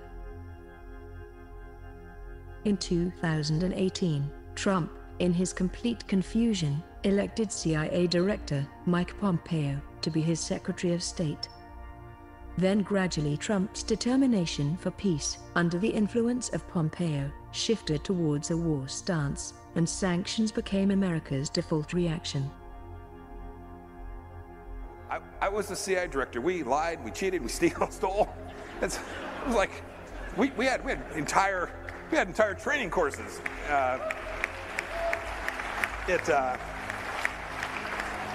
It reminds you of the glory of the American experiment. 2019 saw one of the biggest crises of our time: the pandemic of COVID-19. Aside from all the breadcrumbs which the hidden hand left leading towards Wuhan, the origins of the virus remain undetermined. However, one thing is obvious: the two biggest hotspots of the pandemic, in the beginning, were China and Iran. Two countries constantly targeted for regime change by Mike Pompeo. The probability of a virus naturally transmitting from China to Iran is very low, because China and Iran have no significant travel connections. Air travel being the main spreader, one would expect that the path of the virus would have to first go through Japan, America, Europe, and the Arab countries, and only then would it reach Iran. But that was not the case. So, we can strongly speculate that COVID-19 was yet another CIA operation aimed at causing a lockdown in China and Iran, which would crash the economy, cause a revolution, and then the CIA could get in. Russia, however, was kept out of the assault because of its many air travel connections to Europe. Unfortunately for the CIA, China, with its extreme organization under its communist rule, was able to eventually handle the situation, and the virus inevitably went on to plague the West. The difficulties around the situation of the pandemic were used to allow for voter fraud in the US elections, and Trump was taken out of office and replaced with Obama's puppet, Joe Biden. The patriots of America rebelled, but were called domestic terrorists, silenced and arrested. Biden, knowing that he could never win re-election, and knowing that Trump will come for him soon, started the final push for World War III, in which martial law could be established in the US, and thus all dissenting voices can be silenced. Western hegemony continued to be pushed on the world, and any world leader who opposed being an obedient client of the Western banking and military industry was called a dictator who should be replaced. Simultaneously, the Western society, which is claimed to be the free one, was further and further enslaved. With the private Federal Reserve's agenda of global banking domination, and the private military industry constantly lobbying for warmongering politicians who will start their conflicts, and the CIA which needs the existence of terrorism in order to receive funding, it seems the system itself is built to aim the world at only one possible conclusion: World War III. The latest escalation being yet again Ukraine. Initially elected for his anti-war stance, Zelensky, quick to sniff out where the Western money flows from, sold out his country, and continued the popularly rejected Poroshenko's work. The West poured weapons into Ukraine and encouraged him to cause further escalations with assaults on the eastern republics of Donetsk and Luhansk. Promises are made for Ukraine's joining of NATO and the EU. Since the West's promise not to move an inch east after the German reunification, NATO has joined 14 member states covering most of Eastern Europe. Ukraine would be the 15th. Vladimir Putin's main argument in the situation is that placing NATO missiles in Ukraine would allow the US to strike Russian defenses in less than 10 minutes, making Russia undefendable. Therefore, Ukraine cannot join NATO, and a country's security cannot be expanded at the expense of another country's security. His arguments fell on deaf ears. The West's solution to dealing with Russia is more sanctions, banning of trade in Russian gas into Europe, and the expelling of diplomats. All these actions in fact have only the contrary result: to create further division and push the world further towards war. The last step was the banning of Russian news organizations in the EU. This complete violation of the West's values of free speech ensures that the Russian perspective cannot be heard, and the CIA narrative remains unchallenged. This ultimately causes the awareness of the West's population to diverge from reality, and then the public can easily be persuaded to finally go and die in the bankers' and the corporations' war. From here on out, our future is God's prophecy. The most popular prophecy, in Western Christian circles, is known as the invasion of Gog from Magog, described in Ezekiel 38. It describes an invasion upon the Holy Lands by a mysterious enemy who Ezekiel calls Gog. Many Christians in the West are convinced that Gog is Russia, and are expecting that in World War III this prophecy will be fulfilled, and Russia will invade Israel. This in fact has no relation to reality, and stems from CIA Cold War era propaganda. The first and most important fact about the Gog invasion lies not in Ezekiel, but in the book of Revelation. And when 1,000 years are expired, Satan shall be loosed out of his prison, and shall go out to deceive the nations which are in the four quarters of the earth, Gog and Magog, to gather them together to battle, the number of whom is as the sand of the sea. What this is telling us is that the Gog invasion, for which all the American Christians are preparing with such eagerness, is not now, but after Christ's millennial rule, 1,000 years from now. The second most important point about the Gog invasion is that it has nothing to do with Russia. The interpretation that Gog is Russia stems from a deliberate mistranslation, which exists only in the New American Standard Bible version, published in 1971, in the midst of the Cold War.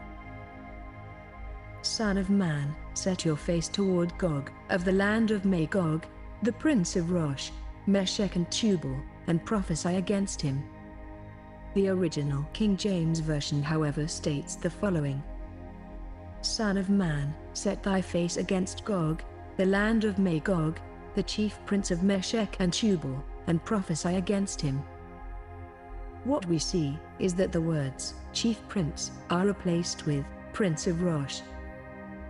However, Rosh is not a name, but an untranslated Hebrew word, which means chief or head. For example, the Jewish New Year is called Rosh Hashanah, meaning the head of the year. The New American Standard Bible left the word Rosh untranslated, and afterwards this was used as CIA propaganda in Christian churches during the Cold War, to claim that Rosh is the old root word for Russia. In fact, the root word for Russia is not Rosh, but Rus, meaning blonde. So, if Gog is not Russia, who is he then? The first clue lies in the land of Magog. Magog is Noah's grandson. We know that after the flood, Noah's Ark landed on Mount Ararat, which is today in eastern Turkey. It would be logical to assume that Noah's grandson, Magog, would not have settled far from there. The second clue is Meshech, Tubal, Gomer, and Togarmah, all of who are mentioned in Ezekiel 38, as tribes over who Gog rules. According to the Historical Textbook and Atlas of Biblical Geography by Coleman, from 1854, all these tribes were located in the peninsula of Asia Minor, now occupied by Turkey. The third clue is the name Gog. This is a name which an ancient people had. The Turks of Asia Minor came from Central Asia during the Turkic Seljuk Empire's expansion in the 11th century. And a second wave of Turkic refugees came in the 13th century, escaping the Mongol invasion.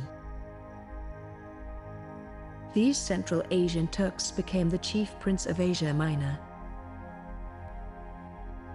Central Asia has been occupied by Turkic tribes for thousands of years. Only one time in history were they unified under one name. In the 6th century they called themselves Gokturk.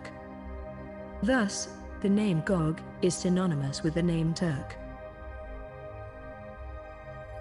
Gog, in the land of Magog, chief prince of Meshech and Tubal, is the perfect description of today's country of Turkey. It is believed that Ezekiel made this prophecy somewhere around 580 BC, approximately 1,140 years before the Turkic invasions. Furthermore, the King James Version states that Gog will come from the north, but the New American Standard Bible pushes the concept of an invasion from the remote parts of the north, attempting to fit it with Russia.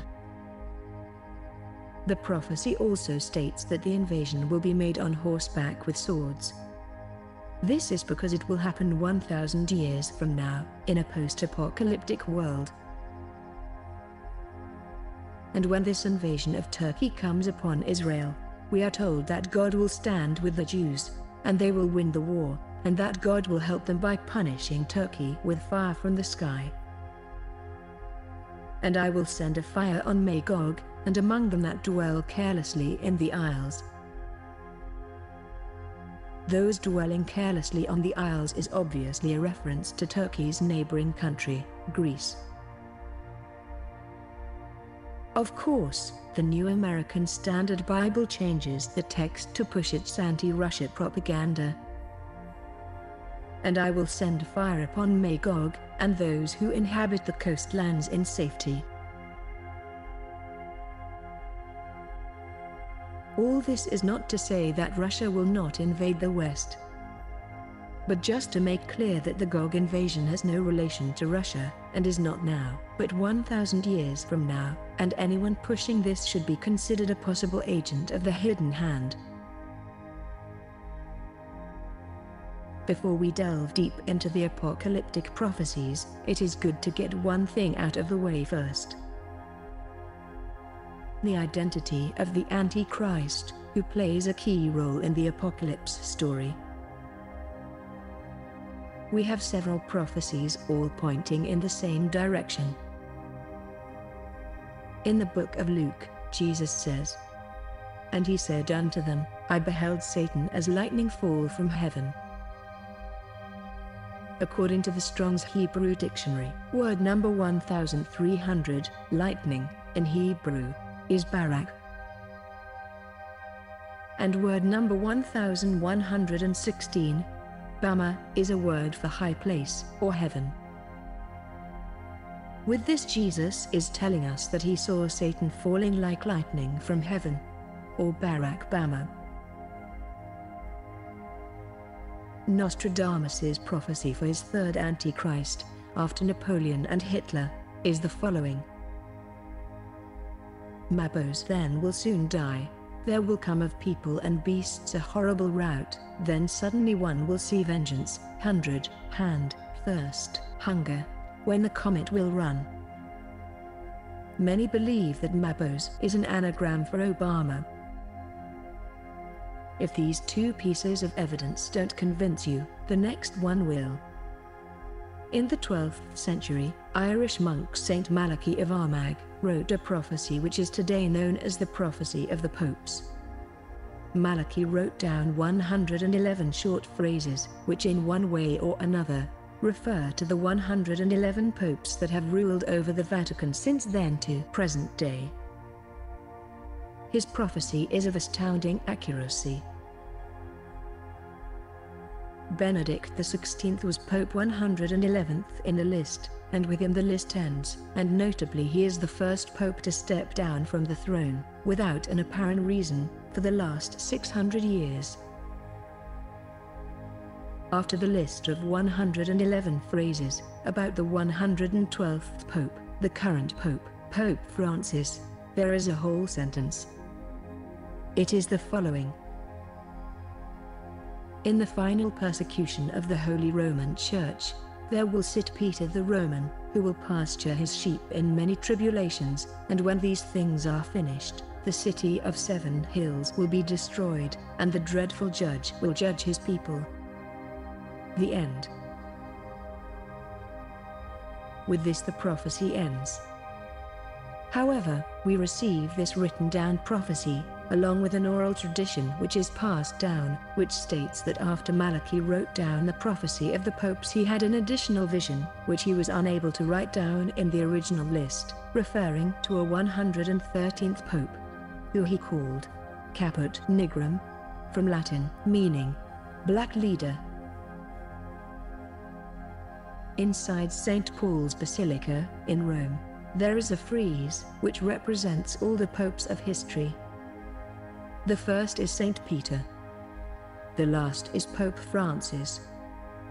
Next to him stands one last empty slot for the black leader. The prophecy of the popes not only further hints at Obama being the Antichrist, but also gives us a sense of the timeline. Pope Francis is the last pope of Rome. In his time there will be a new world order, whose ruler will rule over a world religion. A Bulgarian prophetess, known as Baba Vanga, popular for many predictions, among which the sinking of the Russian submarine Kursk, and the death of Stalin, predicted the following. America will elect a black president. And he will be the last American president. At first glance, this prophecy failed, because Obama was succeeded by Trump. But in fact, all the prophecy says is that he will return. German prophet, Alois Erlmeyer, who during the first half of the 20th century, wrote a detailed description of World War III, states that the main cause of the war is 3 assassinations. Everything calls peace, shalom. Then it will occur, a new Middle East war suddenly flames up, big naval forces are facing hostilely in the Mediterranean, the situation is strained. But the actual firing spark is set on fire in the Balkan. I see a large one falling, a bloody dagger lies beside him, then impact is on impact. 2 men kill a third high-ranked. They were paid by other people. The third murder occurred. Then the war starts. One of the murderers is a small black man, the other a little bit taller, with bright-colored hair. I think it will be at the Balkans, but cannot say it exactly. Perhaps one of these 3 assassinations is that of current US President, Joe Biden. A man who has largely lost support of the people, and has no chance of re-election. The only thing he is good for, from the perspective of the hidden hand, is to be used in a false flag assassination. After which Obama will come back in power. About the Third World War, Albert Pike wrote, "The Third World War must be fomented by taking advantage of the differences caused by the agenda of the Illuminati between the political Zionists and the leaders of Islamic world. The war must be conducted in such a way that Islam and political Zionism mutually destroy each other. Meanwhile, the other nations, once more divided on this issue, will be constrained to fight to the point of complete physical, moral, spiritual and economical exhaustion. We shall unleash the nihilists and the atheists, and we shall provoke a formidable social cataclysm, which in all its horror will show clearly to the nations the effect of absolute atheism, origin of savagery and of the most bloody turmoil.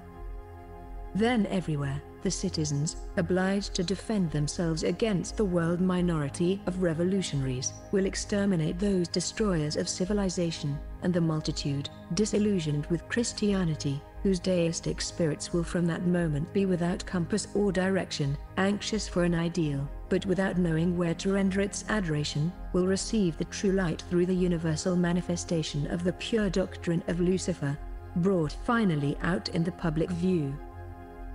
This manifestation will result from the general reactionary movement, which will follow the destruction of Christianity and atheism, both conquered and exterminated at the same time." Bible prophecy seems to agree with the concept of World War III being sparked by a conflict in Israel. "And there was given me a reed like unto a rod, and the angel stood, saying, Rise, and measure the temple of God, and the altar, and them that worship therein. But the court which is without the temple leave out, and measure it not, for it is given unto the Gentiles, and the holy city shall they tread underfoot 42 months. Currently Temple Mount is held by the Muslims, and the Jews worship in the court outside. But prophecy tells us that this situation will be reversed for 42 months, or 3.5 years. Perhaps we can interpret this as a move that Obama will make in support of Israel. Just like Trump moved the US Embassy to Jerusalem, so perhaps Obama will finally declare Temple Mount Jewish territory. This, of course, will enrage the Muslims, and spark the new war in the Middle East, that Erlmeyer hinted at. Psalm 83 speaks of an Arab-Israeli war. They have taken crafty counsel against thy people, and consulted against thy hidden ones. They have said, Come, and let us cut them off from being a nation, that the name of Israel may be no more in remembrance. For they have consulted together with one consent, they are confederate against thee. The tabernacles of Edom, and the Ishmaelites, of Moab, and the Hagarenes, Gabal, and Ammon, and Amalek, the Philistines with the inhabitants of Tyre, Assur also is joined with them. All these names represent the Arab countries around Israel. Once the conflict is created and the world is divided on the issue, Obama will make an alliance against the enemies of the West. And he shall confirm the covenant with many for 1 week, and in the midst of the week he shall cause the sacrifice and the oblation to cease. What Daniel is telling us here is that the Antichrist will make a deal with many nations, obviously for military cooperation, and that deal will have a term of 7 years. And in the middle of the 7 years, he will stop the Jews from performing the sacrifices to God at the temple in Jerusalem, because that is when he will proclaim himself God, and establish a new world order which will last through the second part of the 7 years. These 7 years are the 7 years of biblical apocalypse. Once Obama makes the covenant with the nations of the West, he will start the war against their enemies. This will be the Third World War. Alois Selmay's visions reveal the gruesome details of the conflict in Europe. Then impact is on impact. Massed units marched from the east into Belgrade and moved forward to Italy. Thereafter 3 armored wedges immediately advance with lightning speed in the north of the Danube over West Germany towards the Rhine, without preliminary warning. I cannot see any Danube bridges above Regensburg anymore. Hardly anything remains of the big city Frankfurt. The Rhine Valley will be devastated, mainly by air. The Russian does not stop anywhere, while running in his 3 wedges. Day and night they run in order to reach the Ruhr district, where the many furnaces and fireplaces are. Immediately the revenge comes from across the large water. However, the Yellow Dragon invades in Alaska and Canada at the same time. But he comes not far. And then it rains a yellow dust in a line. When the Golden City is destroyed, it begins. Like a yellow line it goes up to the city in the bay. It will be a clear night when they begin to throw it. The tanks are still driving, but those who sit in these tanks became quite black. Where it falls down, everything will be dead, no tree, no bush, no cattle, no grass, this becomes withered and black. The houses still exist. I don't know what it is and so I cannot tell it. It is a long line. Who goes over this line, dies. The ones who are on the one side cannot go over to the other side. Then everything at the spearheads breaks down. They all must go to the north. What they have with them, they throw away. Nobody will come back anymore. The airplanes drop a yellow powder between the Black Sea and the North Sea. Thus, a death strip is created, straight from the Black Sea to the North Sea, as wide as half of area. In this zone no more grass can grow, let alone humans live. The Russian supply is interrupted. Here, the pilots also throw off their small black boxes. They do explode, before they touch the soil, and spread a yellow or green smoke or dust. What comes in contact with this becomes dead, whether it is a human, an animal or a plant. The humans become quite black and the meat fall off their bones, so sharply is the poison. At the Rhine the attack is finally repelled. During the war the big darkness comes, which lasts 72 hours. It will become darker today during the war. Then a hail impact, consisting of lightning and thunder, breaks out and an earthquake vibrates the earth. The lights do not burn, except candlelight, the current stops. Who inhales the dust, gets a cramp and dies. Do not open the windows, cover it completely with black paper. all open standing water become poisonous, and also all open standing meals, which are not in locked doses. Outside, the death by dust goes around, many humans die. Overnight there will die more humans than in the 2 world wars before. The city with the iron tower becomes the victim of its own people. They ignite everything. Revolution is, and everything is going wildly. And in Italy it is going wildly too. They kill many people there and the Pope flees, but many clergymen will be killed, many churches collapse. In Russia, a revolution breaks out and a civil war. After the victory, an emperor is crowned by the fleeing Pope. However, in these dire times of 3.5 years of World War III, mankind will not be left without guidance and hope from God. The Bible tells us that through the entire period, there will be 2 men in Jerusalem, who will prophesy and perform miracles. They are known as the 2 witnesses.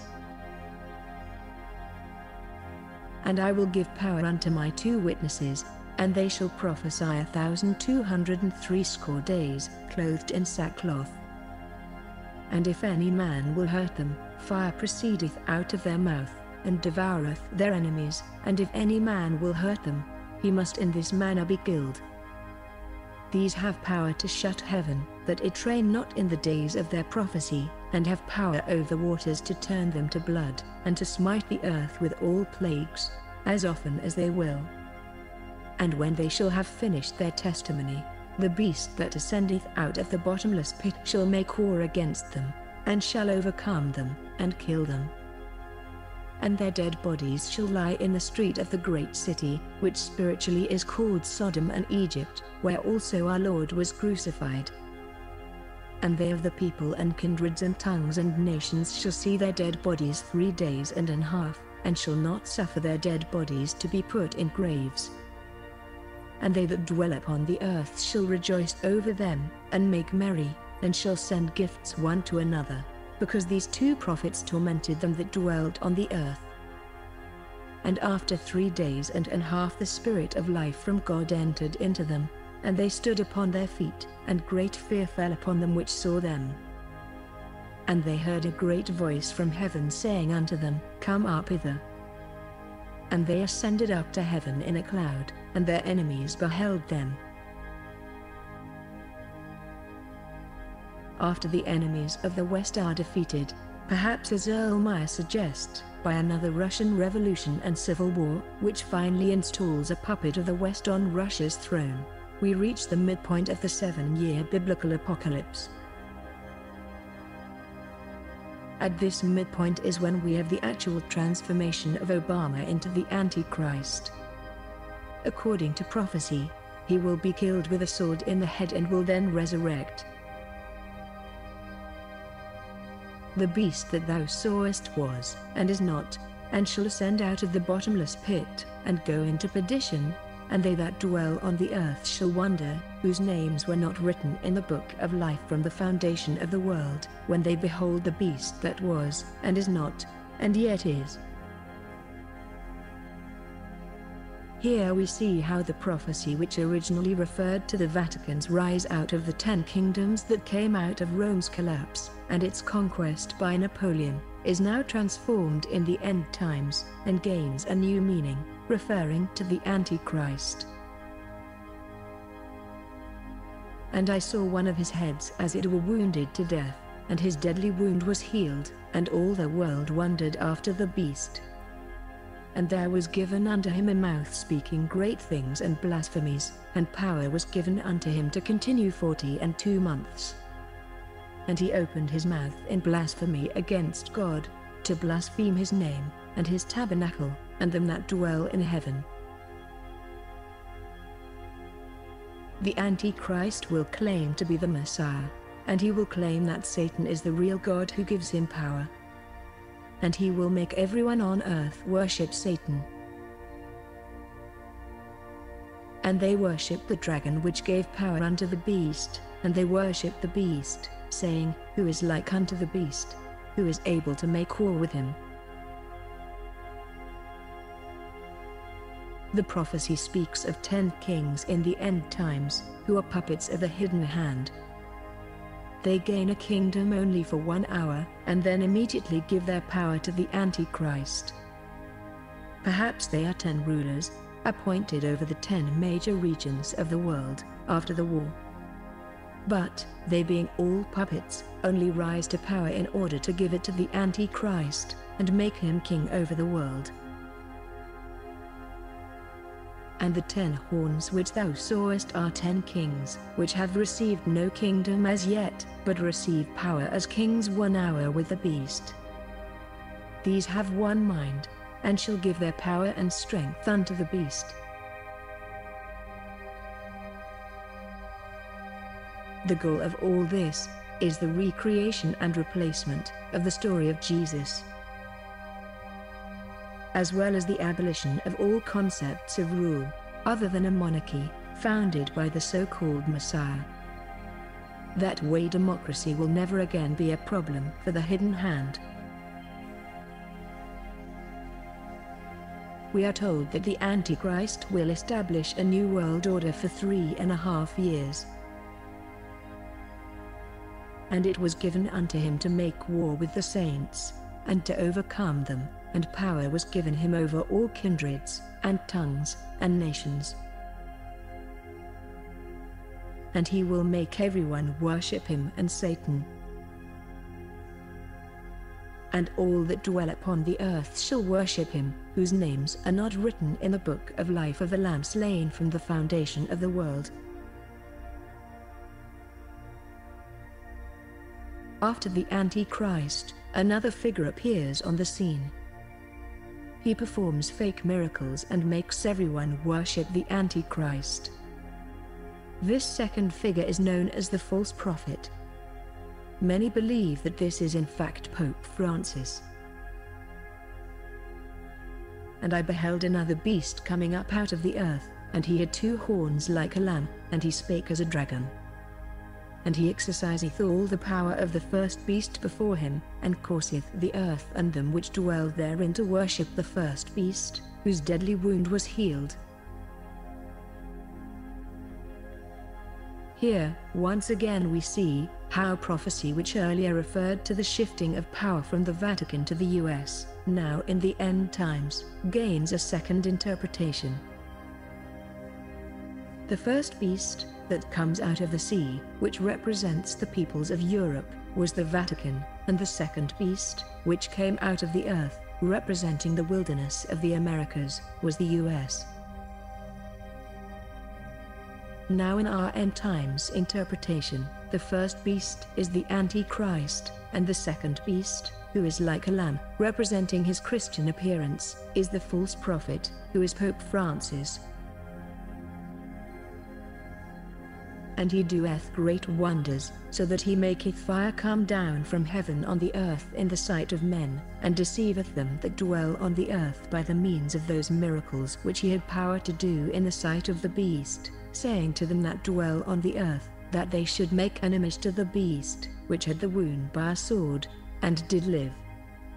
And he had power to give life unto the image of the beast, that the image of the beast should both speak, and cause that as many as would not worship the image of the beast should be killed.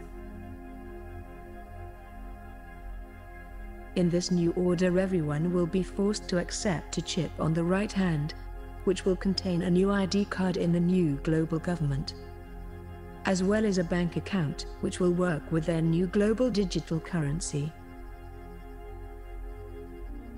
And he causeth all, both small and great, rich and poor, free and bond, to receive a mark in their right hand, or in their foreheads, and that no man might buy or sell, save he that had the mark, or the name of the beast, or the number of his name.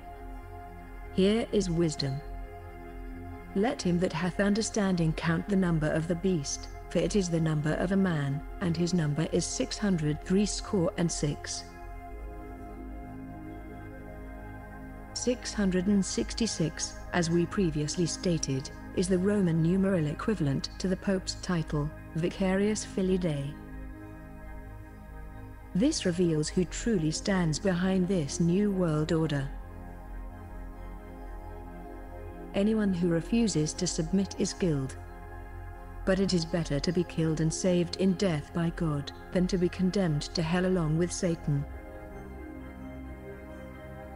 And the third angel followed them, saying with a loud voice, If any man worship the beast and his image, and receive his mark in his forehead, or in his hand, the same shall drink of the wine of the wrath of God, which is poured out without mixture into the cup of his indignation, and he shall be tormented with fire and brimstone in the presence of the holy angels, and in the presence of the Lamb. And the smoke of their torment ascendeth up for ever and ever, and they have no rest day nor night, who worship the beast and his image, and whosoever receiveth the mark of his name. According to Zechariah, the Antichrist will have a very distinctive look. Woe to the idle shepherd that leaveth the flock. The sword shall be upon his arm, and upon his right eye, his arm shall be clean dried up, and his right eye shall be utterly darkened. From this we get a deeper understanding of what all the one-eye celebrity worship means. When you know the story, the signs become visible everywhere. Who cares? I don't care. Who cares? Charlie, turn this off before we die. Or would it be more exciting if we were listening to the sex life of Hitler? Or even scarier, Pirate Hitler, ruler of the Third Reich and the Seven Seas. But still, fun at parties.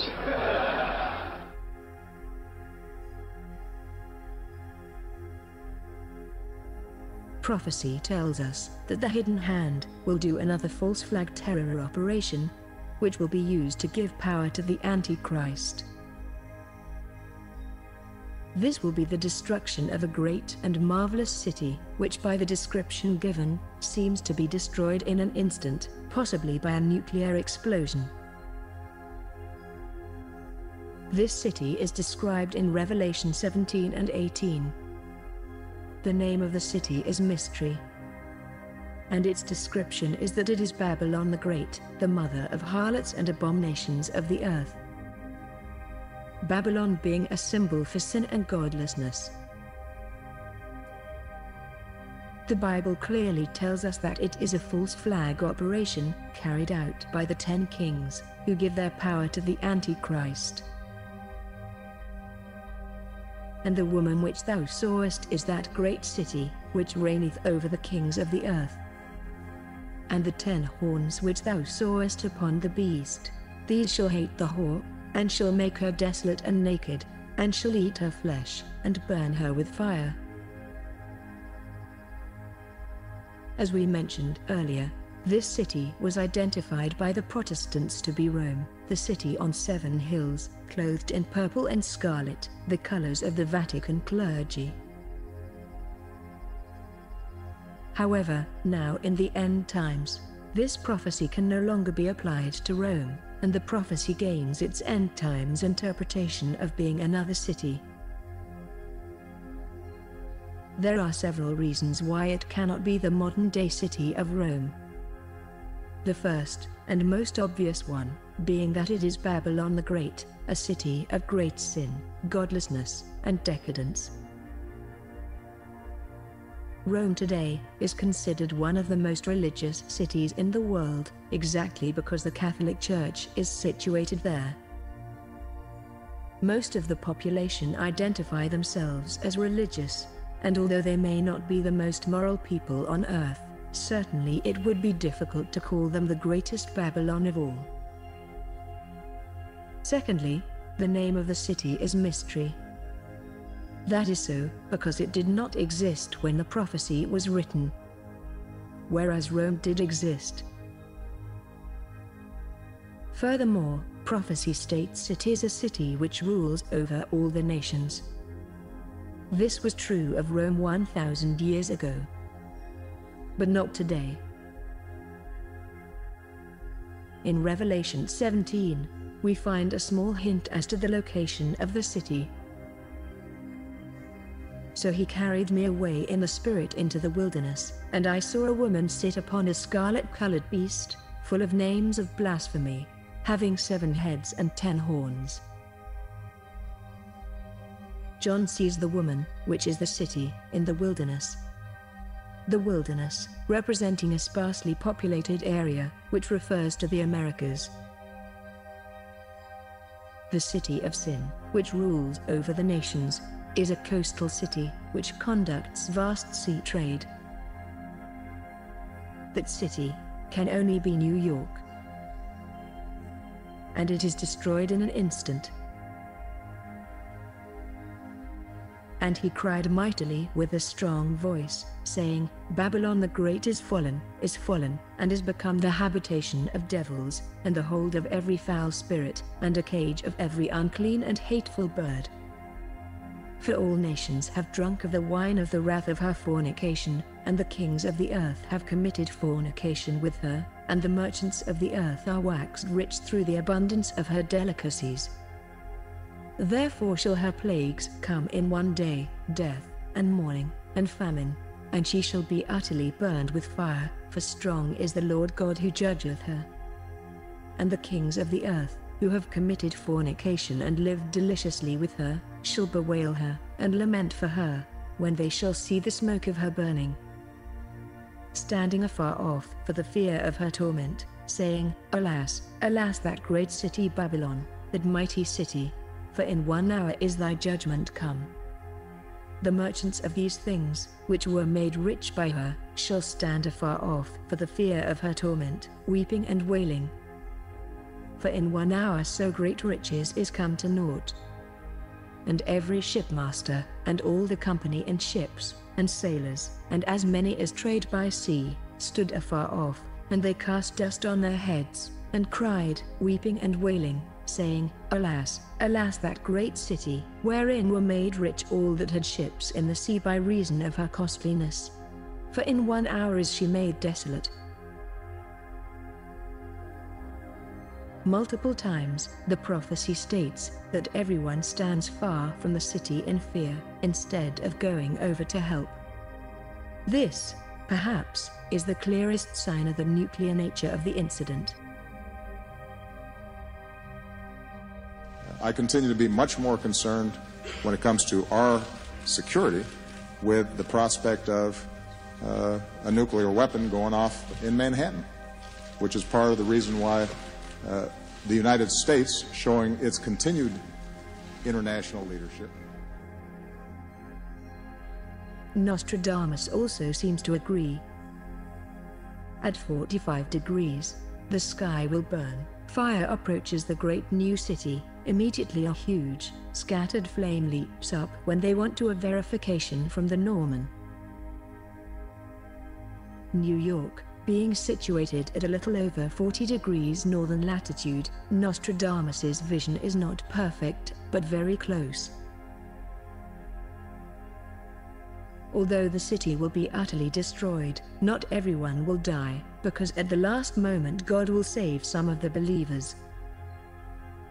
After the Antichrist kills the 2 witnesses who prophesied and performed miracles in Jerusalem during the war, God will create 144,000 more miracle workers who will be on the earth for the second part of the 7-year apocalypse. Right before the destruction of Babylon the Great, occurs the so-called rapture of 144,000 people of Jewish descent, who will be taken by Christ into heaven, and will be transformed. After that, they will be brought back to earth, and will be seen standing on Mount Zion with Christ. And I looked, and, lo, a Lamb stood on the Mount Zion, and with him 144,000, having his Father's name written in their foreheads. These are they which were not defiled with women, for they are virgins. These are they which follow the Lamb whithersoever he goeth. These were redeemed from among men, being the first fruits unto God and to the Lamb. And in their mouth was found no guile, for they are without fault before the throne of God. These 144,000 Jews will most likely spread throughout the earth and teach people about God. They will be sealed on their foreheads from the plagues, which God will pour over the people worshipping the Antichrist. And the destruction of the Antichrist worshippers cannot begin before they are sealed from the plagues. And I saw another angel ascending from the east, having the seal of the living God, and he cried with a loud voice to the 4 angels, to whom it was given to hurt the earth and the sea, saying, Hurt not the earth, neither the sea, nor the trees, till we have sealed the servants of our God in their foreheads. After the Antichrist resurrects and proclaims himself the Messiah, who will bring world peace after the devastation of World War III, and makes everyone worship him, he will stop the Jews from performing the sacrifice to God at the temple in Jerusalem, and he will set up an image of himself in the temple. This act of setting up an image of himself in the house of God is called the abomination that brings desolation. And he shall confirm the covenant with many for 1 week, and in the midst of the week he shall cause the sacrifice and the oblation to cease, and for the overspreading of abominations he shall make it desolate, even until the consummation, and that determined shall be poured upon the desolate. And from the time that the daily sacrifice shall be taken away, and the abomination that maketh desolate set up, there shall be 1,290 days. Blessed is he that waiteth, and cometh to the 1,330 days. 1,290 days is the second half of the 7-year apocalypse, during which time the Antichrist will rule the world and make everyone worship him. The blind people who have not read the Bible and do not know that the worship of the Antichrist will take them to hell will be lost in their ignorance and will submit to their one-eyed king. The desecration of the temple and the stopping of the sacrifice brings God's wrath upon the worshippers of the Antichrist, and many plagues come upon the world in those days. As Nostradamus stated, Mabos then will soon die. There will come of people and beasts a horrible rout, then suddenly one will see vengeance, 100, hand, thirst, hunger, when the comet will run. For 7 days the great star will burn. The cloud shall make 2 suns to appear. The big mastiff will howl all night when the great pontiff changes country. The great pontiff is the Pope, and him changing his country most likely refers to the fact that Obama will be the new spiritual leader, and he will rule from Washington, D.C. The first plague that comes upon mankind is devastating wildfires. The first angel sounded, and there followed hail and fire mingled with blood, and they were cast upon the earth, and the third part of trees was burnt up, and all green grass was burnt up. And the first went, and poured out his vial upon the earth, and there fell a noisome and grievous sore upon the men which had the mark of the beast, and upon them which worshipped his image. This clearly indicates some anomalous activity of the sun which is affected by something. The second plague which God throws on the earth is an asteroid. This asteroid is the stone that is not cut by human hand, from Nebuchadnezzar's dream. The one that falls on the empire of iron mixed with clay, which is the European Union. Thou sawest till that a stone was cut out without hands, which smote the image upon his feet that were of iron and clay, and brake them to pieces. Then was the iron, the clay, the brass, the silver, and the gold, broken to pieces together, and became like the chaff of the summer threshing floors, and the wind carried them away, that no place was found for them. And the stone that smote the image became a great mountain, and filled the whole earth. This prophecy states that the asteroid will fall on the EU, but simultaneously, The book of Revelation says that it will fall in the sea and poison it.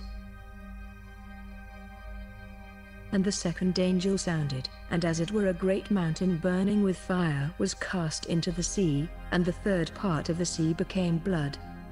And the third part of the creatures which were in the sea, and had life, died, and the third part of the ships were destroyed. And the second angel poured out his vial upon the sea, and it became as the blood of a dead man, and every living soul died in the sea. Somehow the asteroid also poisons the springs of water. And the third angel sounded, and there fell a great star from heaven, burning as it were a lamp, and it fell upon the third part of the rivers, and upon the fountains of waters. And the name of the star is called Wormwood, and the third part of the waters became wormwood, and many men died of the waters, because they were made bitter. And the third angel poured out his vial upon the rivers and fountains of waters, and they became blood. Wormwood is a poisonous bitter herb. That is why the analogy is made with that which makes the water red, bitter, and poisonous. In the dilemma between the asteroid hitting the EU or the ocean, Alois Erlmeyer perhaps gives us the best solution by splitting the difference. But then I see someone flying, coming from the east, who drops something into the large water, so that something strange will happen. The water lifts itself as high as a tower and falls down. Then everything is flooded. There is an earthquake and the half of the big island will sink. The southern part of England slips into the water. 3 large cities will be ruined. One will be destroyed by the water. The second is located so high in the sea that you can only see the church tower, and the third falls in. The countries at the sea are endangered of the water heavily. The sea is very unrest. The waves go high as a house. It foams, as if it would cook, boil in the underground. Islands disappear, and the climate changes. A part of the proud island sinks if the thing falls into the sea, which the pilot drops. What this thing is, I do not know. When it comes, I do not know. The January will be so warm, at some time, that the mosquitoes will dance. An asteroid hitting the English Channel will both poison the ocean and destroy the heart of the European Empire. Erlmeyer's unclear vision causes him to associate it with a weapon used by the Russians, but from the devastation he describes it is clear that this is not an ordinary bomb, and he himself clearly states that he is not sure what it is. As a result of the asteroid, and all the cataclysms, there are many earthquakes around the world. And at one point the earth splits, and exposes the cavity within, which is hell. From hell come up one of hell's many torments, carnivorous stinging locusts. And the fifth angel sounded, and I saw a star fall from heaven unto the earth, and to him was given the key of the bottomless pit. And he opened the bottomless pit, and there arose a smoke out of the pit, as the smoke of a great furnace, and the sun and the air were darkened by reason of the smoke of the pit. And there came out of the smoke locusts upon the earth, and unto them was given power, as the scorpions of the earth have power. And it was commanded them that they should not hurt the grass of the earth, neither any green thing, neither any tree, but only those men which have not the seal of God in their foreheads. And to them it was given that they should not kill them, but that they should be tormented 5 months, and their torment was as the torment of a scorpion, when he stricketh a man. And in those days shall men seek death, and shall not find it, and shall desire to die, and death shall flee from them. Perhaps the description of the next plague depicts the appearance of a cosmic object, possibly wrapped in a large dust cloud. And the fourth angel sounded, and the third part of the sun was smitten, and the third part of the moon, and the third part of the stars, so as the third part of them was darkened. and the day shone not for a third part of it, and the night likewise. The final plague, that breaks the New World Order, is a solar eruption, which both burns people, and causes an electromagnetic pulse, which burns out all electronics, and plunges mankind back into medieval times. And the fourth angel poured out his vial upon the sun, and power was given unto him to scorch men with fire. And the fifth angel poured out his vial upon the seat of the beast, and his kingdom was full of darkness, and they gnawed their tongues for pain, and blasphemed the God of heaven because of their pains and their sores, and repented not of their deeds. In the days of the New World Order, there will be many rebellions against the Antichrist. And when all these prophecies come true, and everyone sees and understands that they are under the rulership of the Antichrist and have been deceived, he will face the biggest opposition. That is when Israel will break away from the global government. And the Antichrist will gather the global army of 200 million, and prepare to invade Israel. The troops will gather in the valley of Megiddo. This is the so-called Battle of Armageddon. And the number of the army of the horsemen were 200,000, and I heard the number of them. And thus I saw the horses in the vision, and them that sat on them, having breastplates of fire, and of jacinth, and brimstone, and the heads of the horses were as the heads of lions, and out of their mouths issued fire and smoke and brimstone. And he gathered them together into a place called in the Hebrew tongue Armageddon. That is when Christ returns, to protect Israel, and defeat the Antichrist's army. And I saw heaven opened, and behold a white horse, and he that sat upon him was called Faithful and True, and in righteousness he doth judge and make war. And the armies which were in heaven followed him upon white horses, clothed in fine linen, white and clean. And out of his mouth goeth a sharp sword, that with it he should smite the nations, and he shall rule them with a rod of iron, and he treadeth the winepress of the fierceness and wrath of Almighty God. And I saw the beast, and the kings of the earth, and their armies, gathered together to make war against him that sat on the horse, and against his army. And the beast was taken, and with him the false prophet that wrought miracles before him, with which he deceived them that had received the mark of the beast, and them that worshipped his image. These both were cast alive into a lake of fire burning with brimstone. After Satan is defeated, he is thrown in hell, along with the Antichrist and the false prophet. And I saw an angel come down from heaven, having the key of the bottomless pit and a great chain in his hand. And he laid hold on the dragon, that old serpent, which is the devil, and Satan, and bound him 1,000 years. And cast him into the bottomless pit, and shut him up, and set a seal upon him, that he should deceive the nations no more, till the 1,000 years should be fulfilled, and after that he must be loosed a little season. After that, Christ saves the believers, and lifts them from the earth. After this I beheld, and, lo, a great multitude, which no man could number, of all nations, and kindreds, and people, and tongues, stood before the throne, and before the Lamb, clothed with white robes, and palms in their hands. These are they which came out of great tribulation, and have washed their robes, and made them white in the blood of the Lamb. Then, upon the earth comes the final destruction.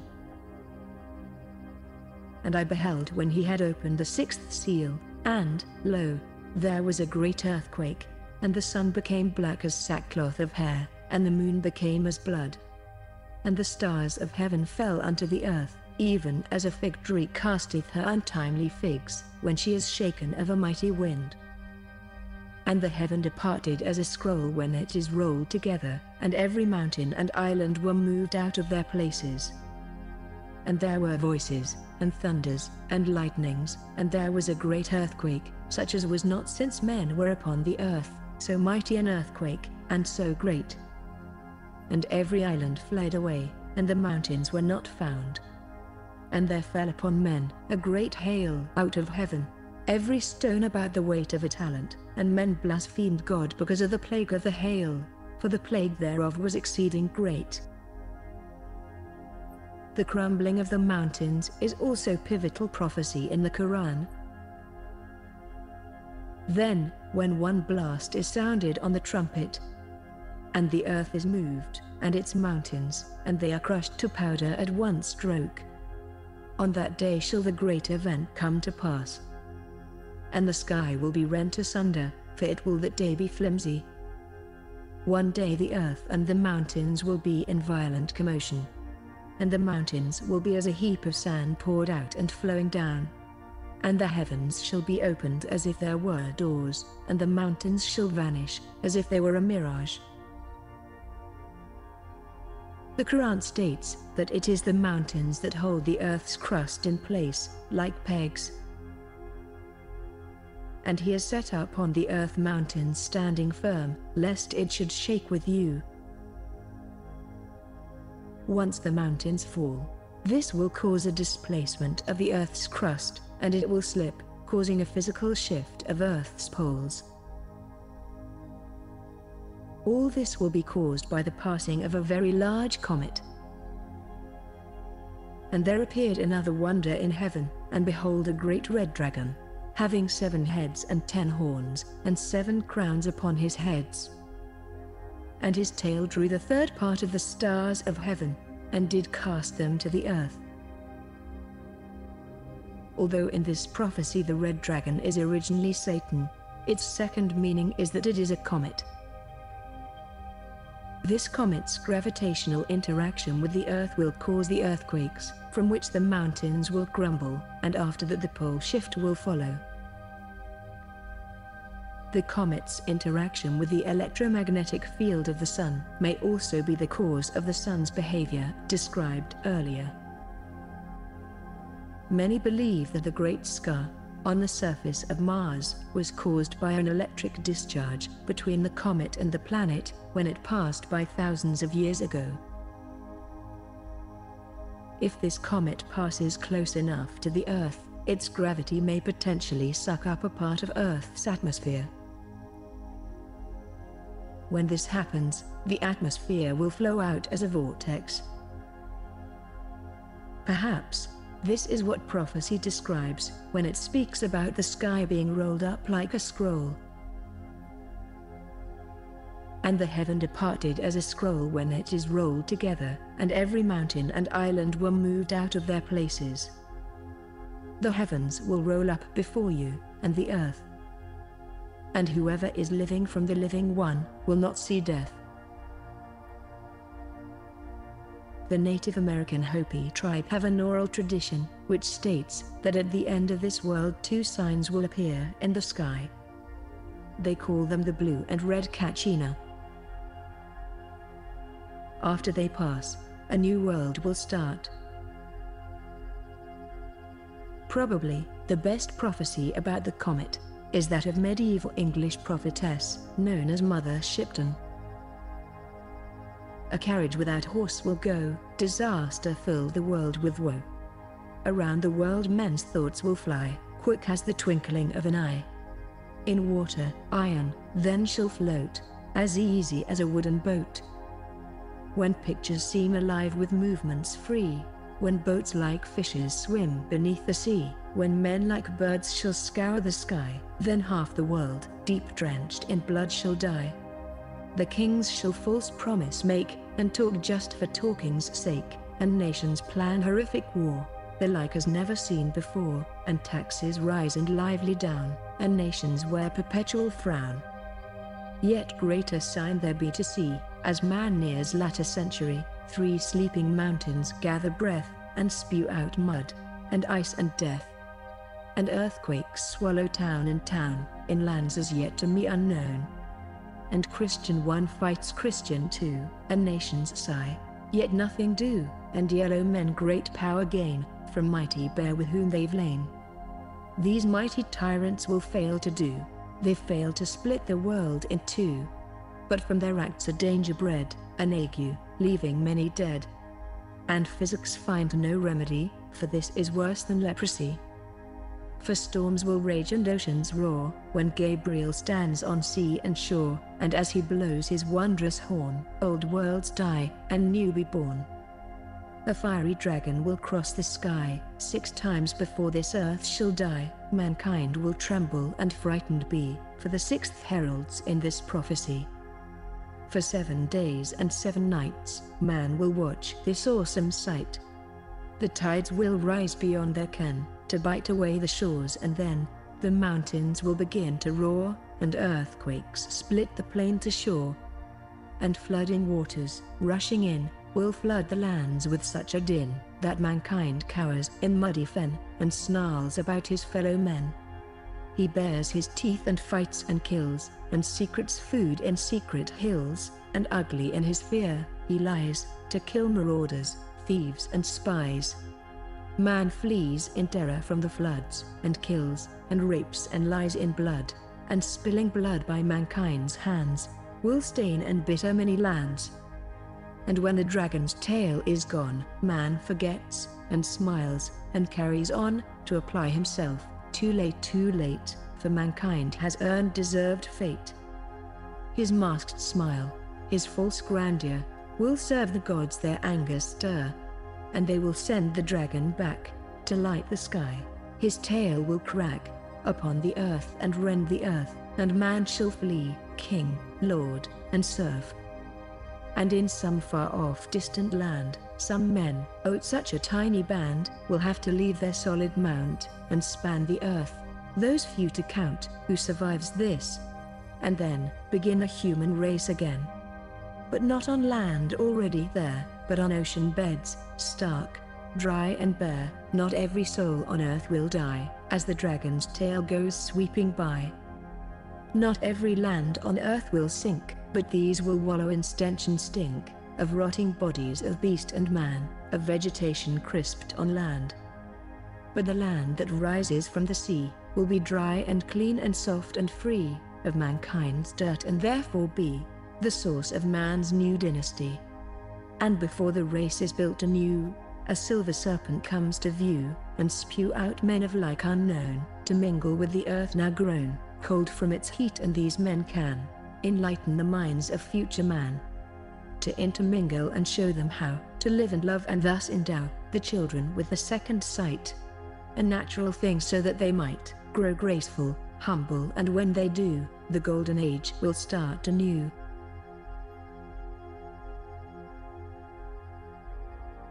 After the comet passes, what is left of mankind will see the new Jerusalem coming down from the sky.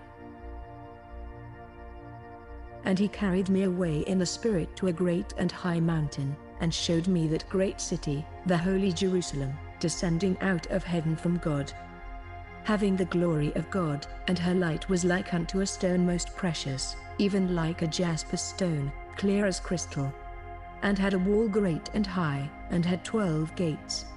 And the building of the wall of it was of jasper, and the city was pure gold, like unto clear glass. And the foundations of the wall of the city were garnished with all manner of precious stones. And the 12 gates were 12 pearls, every several gate was of 1 pearl, and the street of the city was pure gold, as it were transparent glass. And the city lieth 4 square, and the length is as large as the breadth, and he measured the city with the reed, 12,000 furlongs.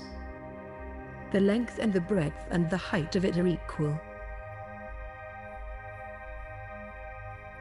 According to the given measurements, the city is more than 6 million square kilometers, or 2 million square miles, added space, which is almost twice the size of India. And it extends 2,400 kilometers, or 1,500 miles, into the sky, or 270 times the elevation of Mount Everest. These dimensions, along with the fact that it comes down from space, and is made of gold, which is the perfect shielding from cosmic radiation, makes it obvious that this is not just a city, but an interstellar spaceship. Here we can draw very strong parallels with Hinduism's Vimana spacecraft, which are always depicted as luxurious palaces. The New Jerusalem, being the ultimate interstellar palace city. This city will somehow land on the earth, and in it will live the righteous, who were saved by Christ during the apocalypse, along with those who have died for God's cause, who will be resurrected. And God shall wipe away all tears from their eyes, and there shall be no more death, neither sorrow, nor crying, neither shall there be any more pain, for the former things are passed away. And I saw thrones, and they sat upon them, and judgment was given unto them, and I saw the souls of them that were beheaded for the witness of Jesus, and for the word of God, and which had not worshipped the beast, neither his image, neither had received his mark upon their foreheads, or in their hands, and they lived and reigned with Christ 1,000 years. But the rest of the dead lived not again until the 1,000 years were finished. This is the first resurrection.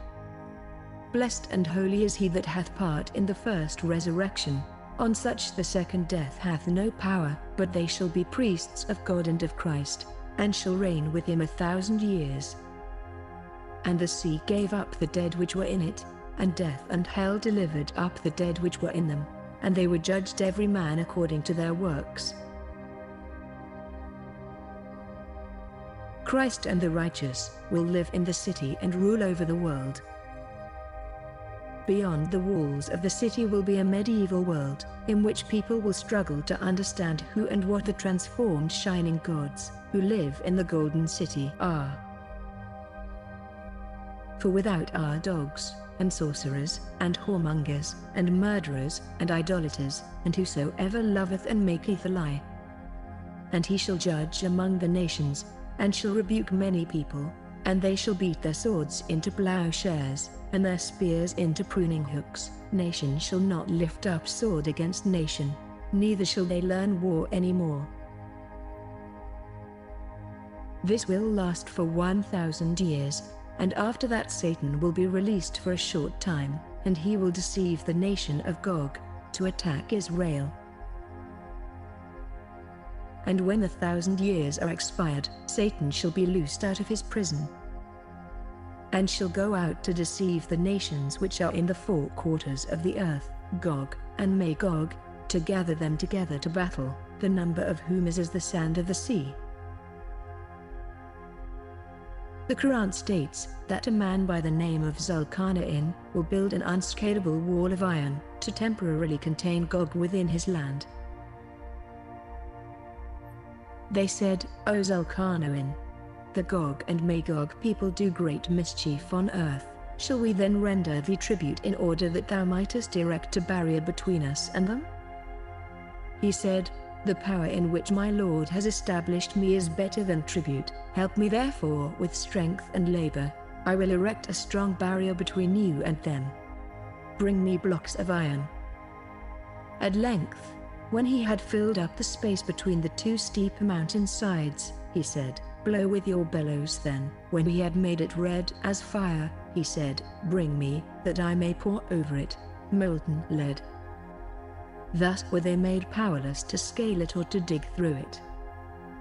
He said, this is a mercy from my Lord, but when the promise of my Lord comes to pass, he will make it into dust, and the promise of my Lord is true. On that day we shall leave them to surge like waves on one another. The trumpet will be blown, and we shall collect them all together. And we shall present hell that day for unbelievers to see, all spread out, unbelievers whose eyes had been under a veil from remembrance of me, and who had been unable even to hear. Thus saith the Lord God, it shall also come to pass, that at the same time shall things come into thy mind, and thou shalt think an evil thought. And thou shalt say, I will go up to the land of unwalled villages, I will go to them that are at rest, that dwell safely, all of them dwelling without walls, and having neither bars nor gates. to take a spoil, and to take a prey. Thou shalt ascend and come like a storm, thou shalt be like a cloud to cover the land, thou, and all thy bands, and many people with thee. And it shall come to pass at the same time when Gog shall come against the land of Israel, saith the Lord God, that my fury shall come up in my face. And I will plead against him with pestilence and with blood, and I will rain upon him, and upon his bands, and upon the many people that are with him, an overflowing rain, and great hailstones, fire, and brimstone. And I will send a fire on Magog, and among them that dwell carelessly in the isles, and they shall know that I am the Lord. After this final apocalypse, at the end of the millennial reign of Christ, comes the day of judgment. All the dead from earth's history will be resurrected and judged for their deeds, and God will recompense them with hell or heaven. According to the calendar system described in the Indian Vishnu Purana, this age of sin, followed by destruction and a new golden age, is a cycle that has been endlessly repeating for millions of years.